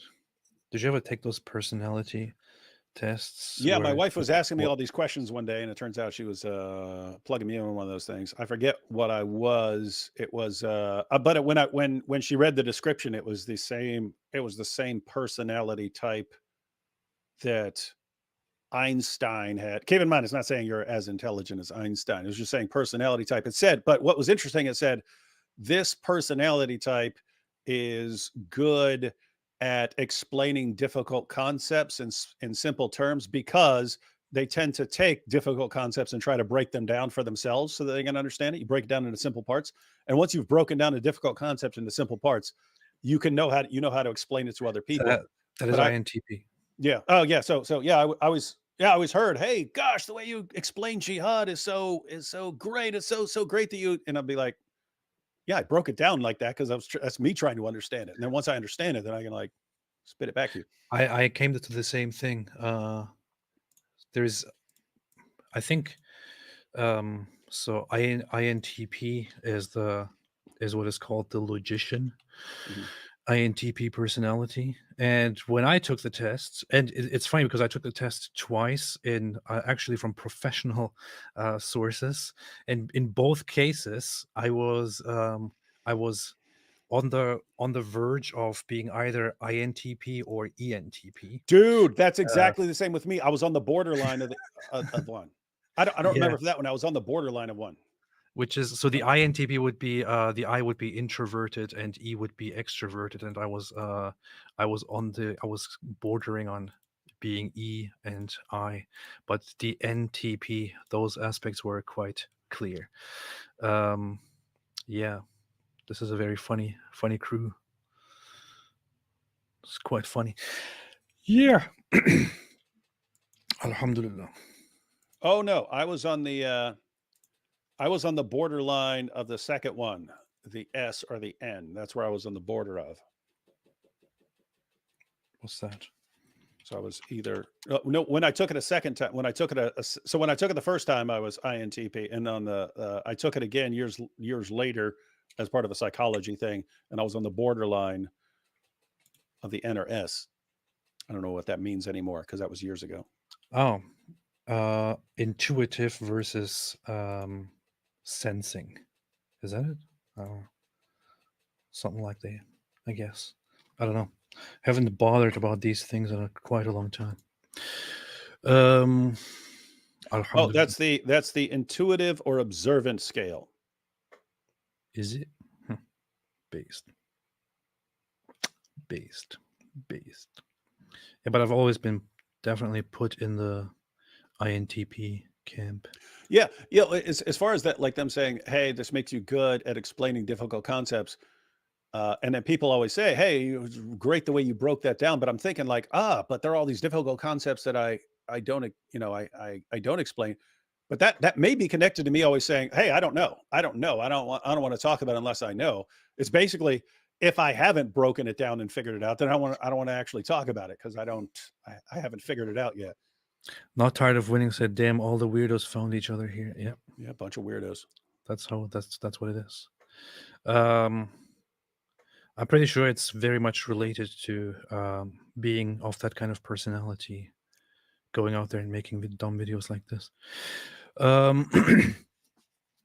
Just the dude said, "I don't have money for super chat, but AP and David Wood and guys love you. Appreciate it. So you're Appreciate the it one. very much. Appreciate it." Gabe, yes. Notice David Wood. What nation has highest nikah muta? It could be TR. Again, depends on whether we include different non-human beings. Free Brain said, "Okay, David, repeat after me. Ashhadu an la ilaha illallah wa ashhadu anna." What? He changed it. What is that? What? Rasulullah. Isa. What? Oh, okay. Isa wa Rasulullah. I can't read this, man. This is too small. Allah al what does that even mean? Akhir wal It means Jesus is the last and only No. messenger. What are you, Well, dumb? well, Come on, you can't okay, even read okay. that perfect Well, Arabic. wahid. Okay, I see. One and last. Okay, that's cool. That's based. I bear witness that there is no deity but God, and I bear witness that Jesus is the last and only messenger. See? Woohoo! It's right there. But I wanted to AP read it in converted. Arabic. I wanted to. Yeah, I you wanted said to it in figure out multiple Arabic. languages, dude. You're like doubly Christian. Ray Giordano said, praying for you both. AP's eternal soul is at stake. Maybe got sent David Wood to be a strong witness to you, AP. Yeah, AP. You need to be thinking of like from a bigger perspective. Yeah. Think it's just coincidence we end up friends? Come on. Yeah. Ray Giordano said, praying for you both. AP's eternal soul is at stake. Maybe God sent David Wood to be a strong witness to you, baby. I don't know why you made the super chat twice, but I appreciate it very much. So it's doubly confirmed. Yes. Jack Ray, we can all remember that AP dreams of being the late Pope. Literally. Yep. There was actually a show called The New Pope or The Young Pope. I think that's maybe what it was inspired by. I kind of found that show fun, although it was really stupid. Look at this. The picture, the name, 1940s AP. You got to say this one with a German accent. The best argument for God is the man with the funny mustache. Yeah, this is indeed true. Yosef Israeli said Hebrew traditions are proof of the Jewish accuracy of divinity. If you don't know this, it's just because you didn't study it. In your face. That's some solid, some strong argument right there. Some strong assertion right there, I should rather say. Yosef. Thank you. Arnold says AP versus Daily Wire. Who wins in a pole dance fight? I'll probably win. Yeah. Nutter said, by the way, AP, look out for a PSBSP song soon, like David Wood, iCarly. What is SBSP? I don't know what that is. I don't know what the. Oh, you mean SpongeBob? SpongeBob SquarePants. Okay, I see. SpongeBob SquarePants. Free brain. I guess AP needs some English lessons. Yeah, yes. Indeed, I do. Dave Sid said, the actual drinker. Dave Sid. All right, bro. All right. Okay. Anything else, David? One of the longest live streams ever. Alhamdulillah. Probably, unless there's some awesome breaking news tomorrow or something like that. We'll be back talking about our Ahmadi friends tomorrow. Why stuttering? Our Ahmadi friends. And then we will figure out that we cannot understand Ahmadiyya because it is a metaphysical matter. Yep. Good point. That's a very, very good point. That's a very, very good point. Tomorrow we will talking about Ahmadi's nut. I wonder if I should title it that. Ahmadi's nut. Dude, I just realized we're going to keep saying that tomorrow, and there's no way to. No, I will not say it. I will not say it. No. What I would do is, with my stupid sense of humor that I applied to my past thumbnails in the past, would be to make a thumbnail where I just include some small nuts somewhere in the thumbnail without saying anything about it. Yes. Celeria said, on the topic of God showing himself in the world, for me, that archaeological evidence supports the Exodus account feels pretty powerful for me. But that wouldn't. I mean, you could say that the Bible has accounts of things that truly unfolded, but that wouldn't necessarily. I don't know. Yep. Alhamdulillah. So tomorrow we will be live to talk about Ahmadiyya. And we will be back. Until then, thanks everybody. Have a fantastic day. And as always, stay away from Stay away from Islam. Ahmadiyya, stay away from Ahmadiyya. Ahmadiyya, Ahmadiyya, Ahmadiyya, Ahmadiyya, Ahmadiyya, Ahmadiyya. Ahmadiyya, Ahmadiyya.